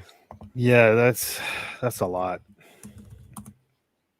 I mean, it's nice, but it's I don't know. If it's that Hold nice. on. I can bring it up here because Yeah. it is wonderful, but like I haven't Mhm. seen it. the look of it's amazing, but it's just 250. It's even more though, wouldn't it? Because it's like 250 Australian, whatever that is, or maybe that's cheaper. I can Well, never Australian, figure yeah, that out. Australian is cheaper. Someone mentioned Okay. Australian was cheaper. Never Ending Story imprint. Let's see if I can just find a fucking. Here we go. Picture of the damn thing. 249 Australian dollars. Nah, Premiere, I'm not doing the 4K Terminator. If anyone wants to do it, be my guest. I fuck James Cameron. Like him right in his butt. But Mark, you did Yeah, I mean, I'll be the guinea Sure. pig. I'll get it. Look at what Huh. you see. Hold on, let me make this bigger. In his face. Like you said, Something else. that is a lot of money. So Yeah. it's pretty killer though. It comes with like the book over Mhm. there and all of this shit and the lobby cards and then all the yada yada yadas. But it's 249, which even if that is, let's see what that translates to into US dollars. So it's a 4 disc. Is it 2 4Ks and 2 Blu-rays? Let me check. Yeah, 2 4K discs, 3 Blu-ray discs. Yes, limited edition 4K and Blu-ray exclusive replica storybook packaging. It's got a reproduction of the original 1984 press kit, a full color matte laminated 27 by 40 folded print of the original poster. That's interesting. Reprints of the original 8 lobby cards in 11 by 14, which is the actual size of a lobby card. A 3D lenticular hard case housing all 5 discs. It has the original US theatrical cut and its timeless soundtrack fully restored and making its debut on 4K with Dolby Vision. Damn, bulls. And a new audio commentary and like new, it looks like new featurettes too. Still not enough to make me get it though. What about the German extended cut? That should be it for you, Mark. That's 168 US dollars. By the way. Does that include shipping? No, and that's the problem. But I don't know how much you have to spend to get free shipping. Somebody probably knows that on that That side. should be. I mean, that should be free shipping. It may not be, but it should be, is what I'm saying. I would If it's- think maybe over 150 it would be free shipping. You would think. So what do you think when a company does this compared to like what Vendor Syndrome does? Do you think at least it seems like you did some money for your buck, or do you think it's still extending that's them? fucking high, man. Yeah. Mm-hmm. I mean, even for what it is, that's to me is high. That's $170, and that's not even including like whatever if you have to pay shipping. Yeah, for one movie. Mm-hmm. I mean, don't get me wrong. Look at that. It's fucking pretty perfect. Yeah. Yeah. I mean, so that's I guess that's a slipcover, right? I would assume, yeah, it's like hardbound into that somehow. Yeah. It's probably one of those clasp covers like they did with Vinegar Syndrome stuff. Okay. It probably opens up with like a metal magnet kind of Gotcha. thing. I'm guessing, or something to that effect.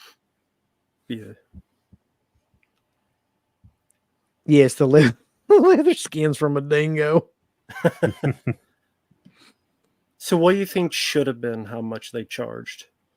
For that, to me would be like 80 bucks. That's what I was gonna say. 75 to 80 bucks. Yeah.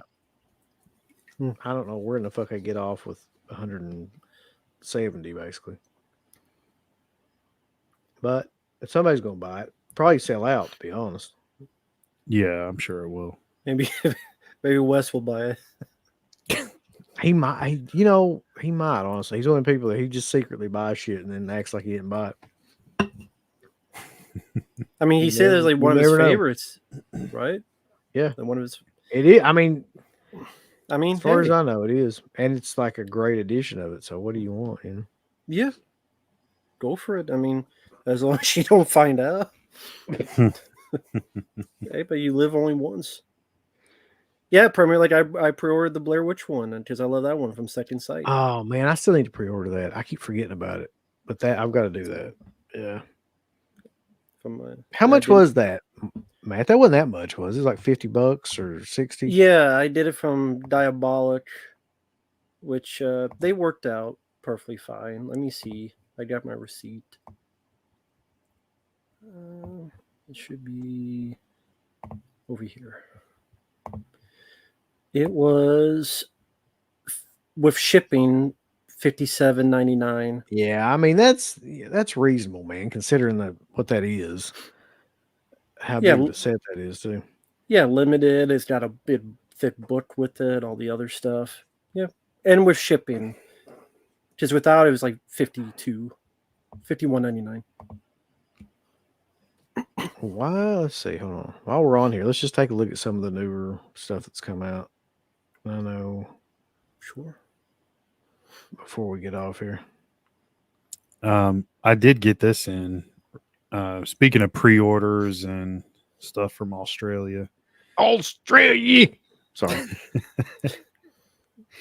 Got audio commentary on here, behind the scenes footage, deleted scenes. I hope it shows up because it's got one of those lenticular covers substitute. Oh, that's badass. Ooh. Yeah. It's the set. Uh, It's got all of them in there. Get that, Rambo. You want that. No, I heard. I don't know if this is true. Hmm. I heard the first film was edited. Really? How? In what way? Like it's a cut version, or Yeah, Hmm. that's why I heard. I don't know if it's true, but just sometimes overseas, like they cut stuff more than in the U.S. It might be that. I can't confirm though. But someone told me that. Someone told me that's what it was, but I don't know. Mm-hmm. He can't confirm or This- deny that. This Because just I haven't dropped. seen it. Is it this edition? Like from the Yeah, it collector's was- set? Yeah, it was the overseas one. Yeah, Okay. that just came out. Okay, I'm gonna check now. Yeah, I could be wrong. I mean, the guy could have been wrong, but that's why I was warned. All right, I'm gonna check. Let's see. Jesse Diaz, no. And I swear to God, if you do that, I just want to interview you. Just come on the show if you decide to do that. So- I just want to talk to you. Is it really you Anybody. pay that much and they pay 100 after that? Nobody knows because like what they've recently said is like you pay $500, right? And you get access to that first poster and they give you a coupon code, but they don't tell you, does that coupon code like give you the poster? Because if it did, why would there be a price on it? Like, why would there be $100 price?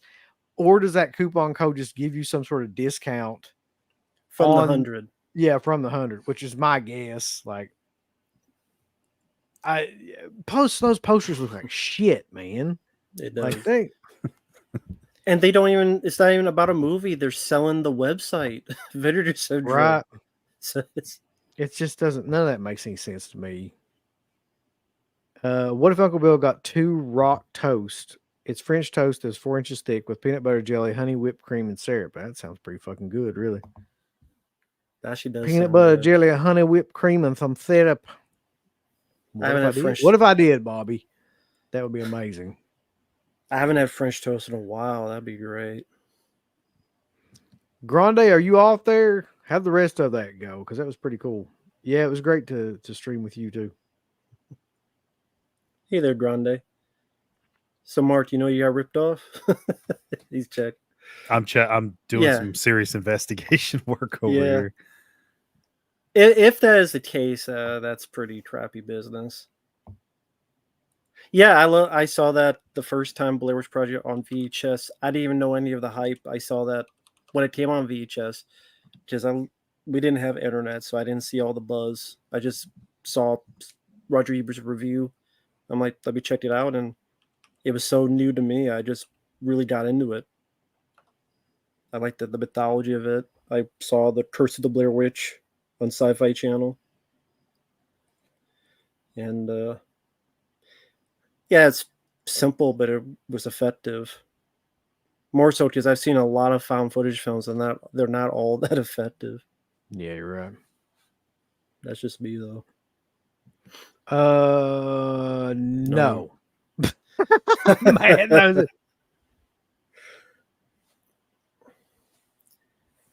It's a great name. It's just a terrible movie. Oh yeah, that fucking shit with asking what your cereals were. Like, Oh yeah, yeah, it was the fact that he kept doing it to the point. Then he put in all caps. Just name one. I'm like, I haven't had cereal for 20 years. And he who's wanted the that top five. invested in what cereal you're eating is what I want to know. He wanted like a top five. I'm like, I don't Say- know. I haven't had one for 20 years. Say Lucky Charms, bitch, now. Like, say something. I guess I should have. It was a fun conversation. Very nice people. Other than you, Nelson asked me. Yeah, I thought so too. Well, I guess Alfred Romero, I would think, since he's been George Romero, he'll be looking into the documentary on the Resident Evil movie Oh he's going to yeah, make. yeah, Whether you're into the property or not, that's still an interesting conversation. The dude. what if. He was attached to so many different properties. Pet Cemetery was one of them.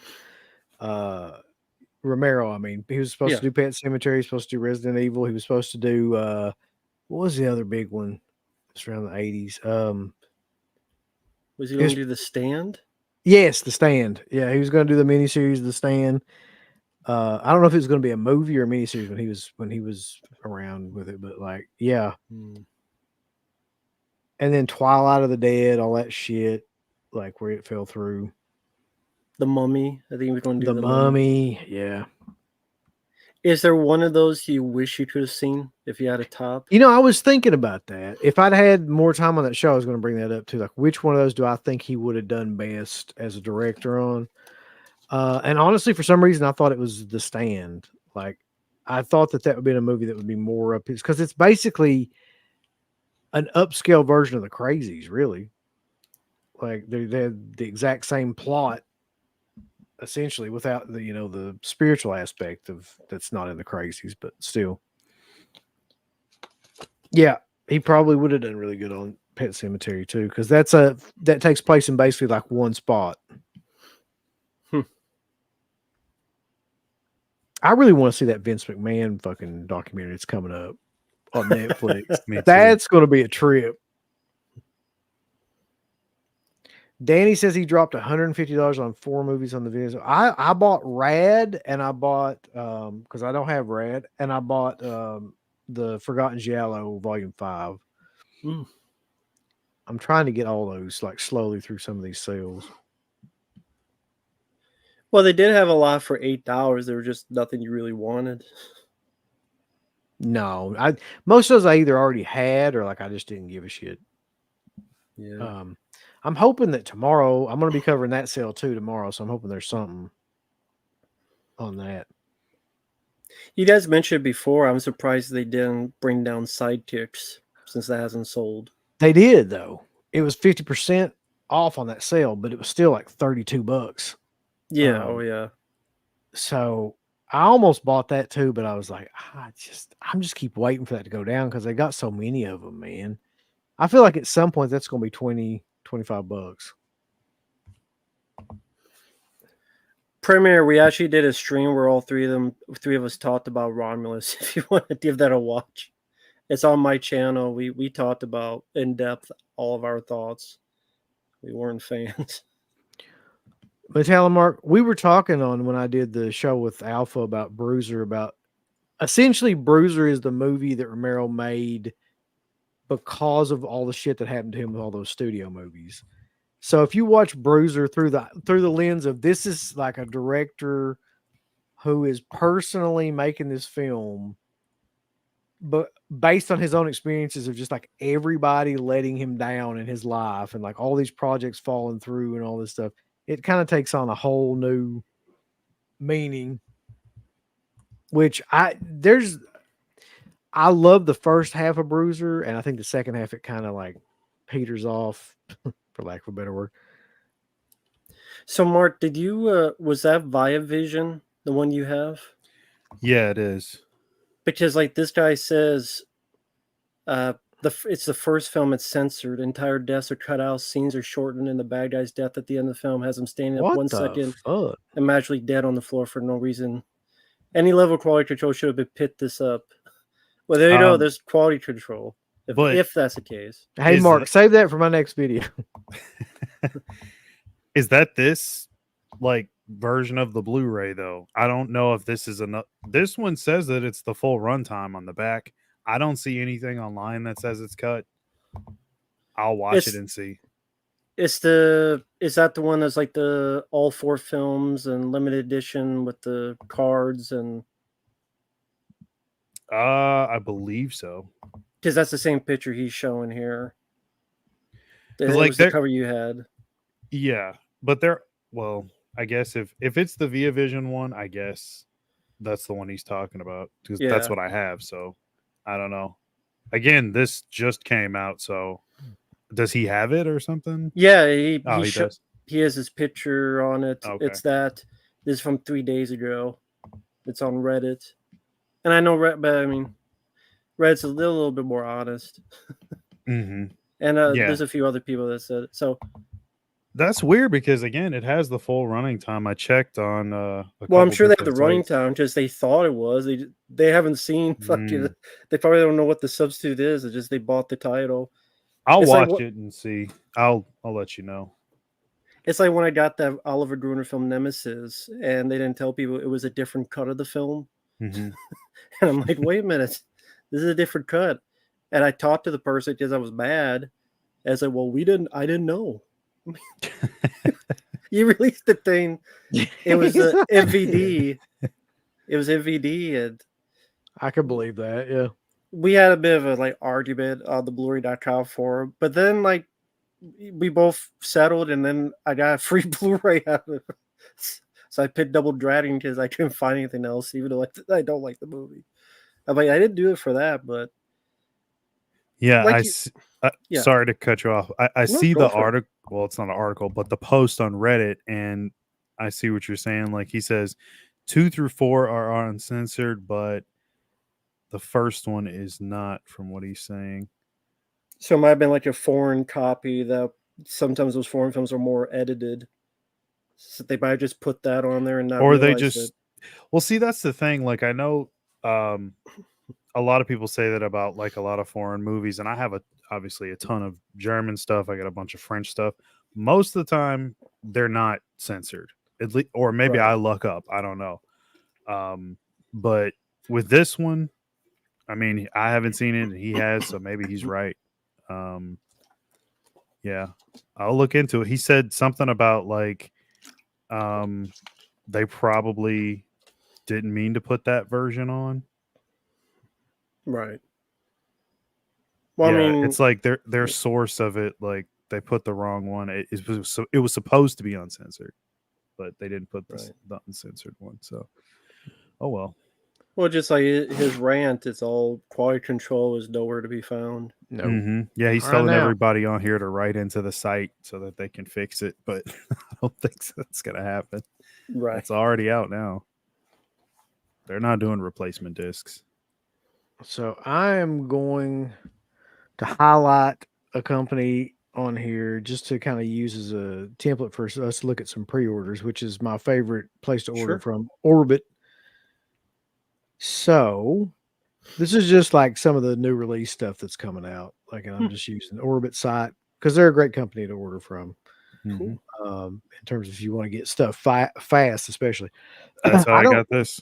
Yeah, I don't know much about Tomy, however you want to say that, but that's the one that got released, I think today or yesterday from Arrow.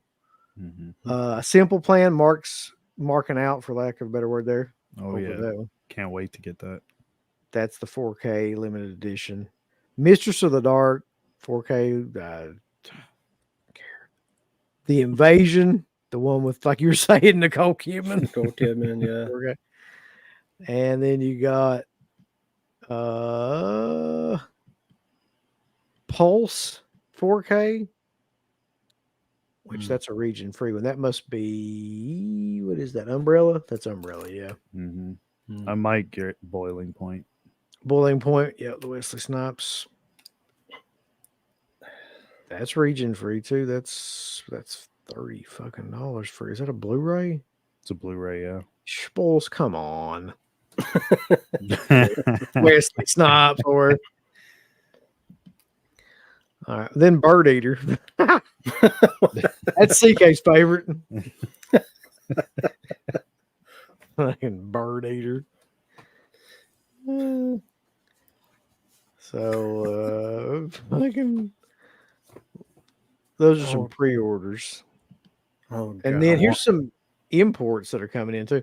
So Orca, the Killer Whale Region B is sold out on there, but like I'd say that'd be a pretty popular one. That looks like Studio Canal, but I can't tell. No, it's yeah, it is Studio Canal. Okay. They usually release pretty quality stuff.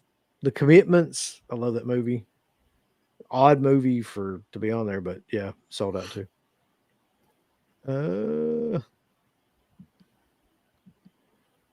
Vampires. That's a media book, Mark. There you go. It's not the covers. It's not enough nudity, so sorry. Let's Get Harry, which is an underrated movie, but it's been out like a bunch of times now. All right. Their used movie section's killer, but I'll just go back up to all the pre-orders that are going out right now.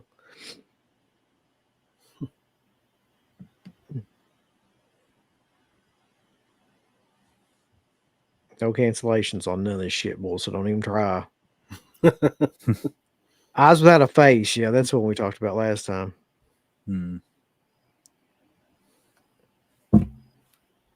Black Tuesday. There's the other Orca. Yeah, that's somebody wants it. That's the Steelbook. Oh, God. Actually, Trap.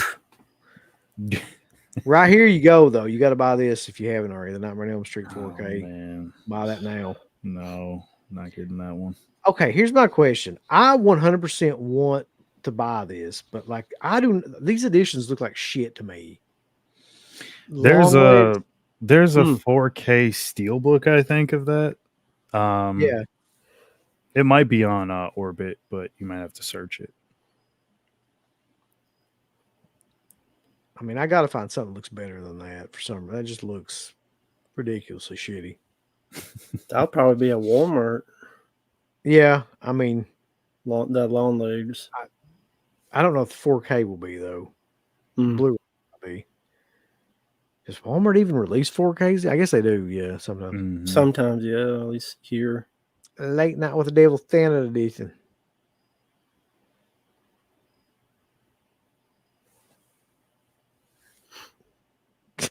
The Cooking with Price.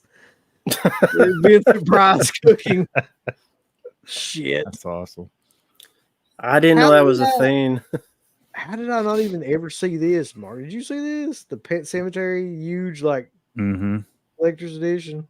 Who is that from? That's gone now, though. That's crazy. Yeah, it's sold out. But who did it? Like, I didn't even see it. I don't remember who did that. Paramount Scares. That's Paramount, just overseas.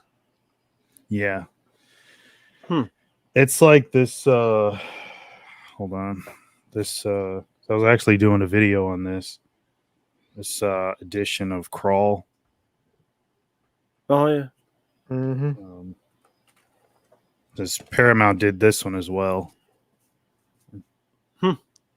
So but again, overseas, like they do stuff like that overseas, but they don't do it region 1. Like you would think that it would come Uncle out. Bill is frozen. What the Oh, is fuck? oh yeah, he is. His I didn't image even won't notice. When you hear his voice, God. Hold when you on. hear your voice, you just not moving. Hold on. Let me try this. This, he'll be back. His He'll be computer back. wanted lawn legs more. Danger. Will Robinson danger. I think I'm still frozen. I think it's still. It's black now. All right. Well, now would be Yeah. a good time to probably end the stream, I guess. So, okay, real quick while I'm frozen on here, though. Tomorrow is at noon. I'm covering the Vinegar Syndrome drop. And then Sunday is the last of the Summer Slashback series where we are doing Terror 10 Killer and Last Slumber Party, which are both awful fucking slash films. So, Marq, I know you're working on a video. Go for it. I'm going to take myself out of here and see if I can fix this shit. Okay.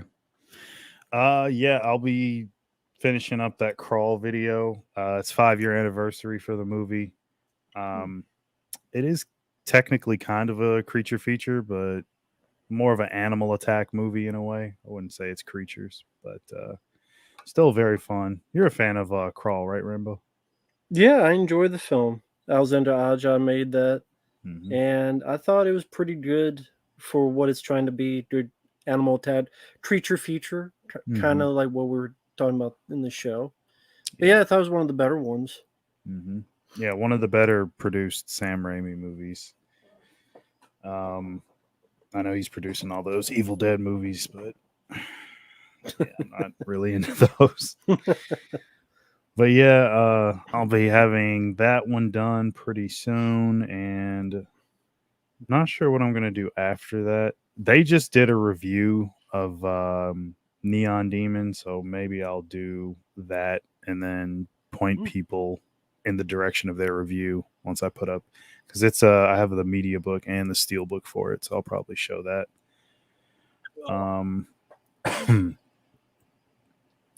That's it for right now that I can think of. Cool. Rambo, what are they torturing you with here lately? Well, to answer Jackson chat, no, I will not be streaming late tonight, although maybe I should have another rant and go off at you. But long story short, continue with the requests. Probably the next big one is The Crow that just came out. So I recorded the review, just have to upload it and put it together. Yeah, that's probably the big one.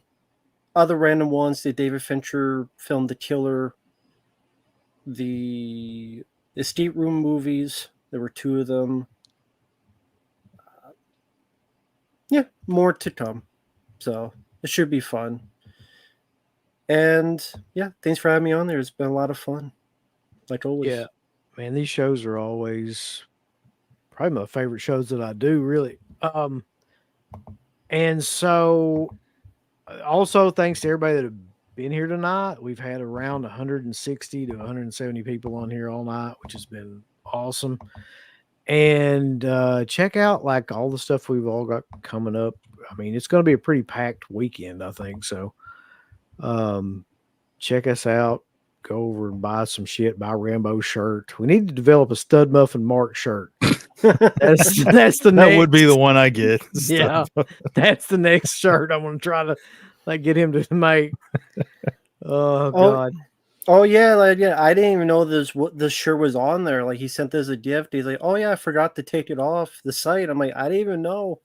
But yeah, I guess this shirt is on the shop.dipit.com site. Yep. On there. So and yeah, right there. I didn't even know until you guys told me. So that's cool. Yeah, I didn't know it was on there. You mentioned it the other night, and I looked it up. Marq, it has to be someone with a German from Marq. Yeah, we'll figure something out. It's gonna be amazing. It's CK is gonna fuck with me. I'm gonna get like the little mustache right the there. Dot. It's gonna be the dot. Yeah, that's what's going. Yeah, it's gonna be I like know it. Every journal release, you're holding Oh, like a Jesus. teeter-totter Yeah. or like this in a yoga pose. But yeah, the If it's dot up is to like- him, you're definitely gonna get fucked with, like the t-shirt I know design. it is. But I wanted to really use this rant for these trolls, but we're gonna have to wait for another day. We got the Rambo rant ready for any time oh yeah, trolls come in. But very I cool. appreciate everybody in the chat. Thanks again for joining us. We went through everything. We went through creature features, wrestling, new movies, pre-orders. So until next time, signing off for Dead Pit. I'm Uncle Bill, and see you guys later. Later. I'd like to tell people thumbs up the video, Uncle Bill. Would you? Yes. Thumbs it up with violence and fury and just love everything about it, right, Uncle Bill? Yeah. You hit the heart button, then you hit the ass button, then you hit the go fuck yourself button. Follow that up with the I don't give a shit button. There's all kinds of wonderful shirts over at shop.deadpit.com. Simply the best horror shirts. On TeePublic, there are others, but they all suck. You can get some Dead Pit radio shirts. You can get Last South on the left. The Hills Have Eyes. Texas Chainsaw. Oh, wait, you can't say Texas Chainsaw. All kinds of shirts, folks. You're gonna love them. Shop.deadpit.com. Special thanks goes out to our supporters on Patreon. Do you know what kind of stuff you can get on Patreon, Uncle Bill, starting at only $1 a month? What's that? Access to every Dead Pit show since 2005. We got almost 200 fan commentaries that we've done over the decades. We have a literal jukebox full of songs and thousands of reviews. I don't even know how many shows are up on there now that we've done over the years. Hundreds of thousands. You need to figure this out now and subscribe to us on Patreon and YouTube and Instagram and help us to 1 million. The road to 1 million subscribers starts today. So deadpitonpatreon.com. Join today. Tiers start at only $1, but I'd recommend at least the $10 tier.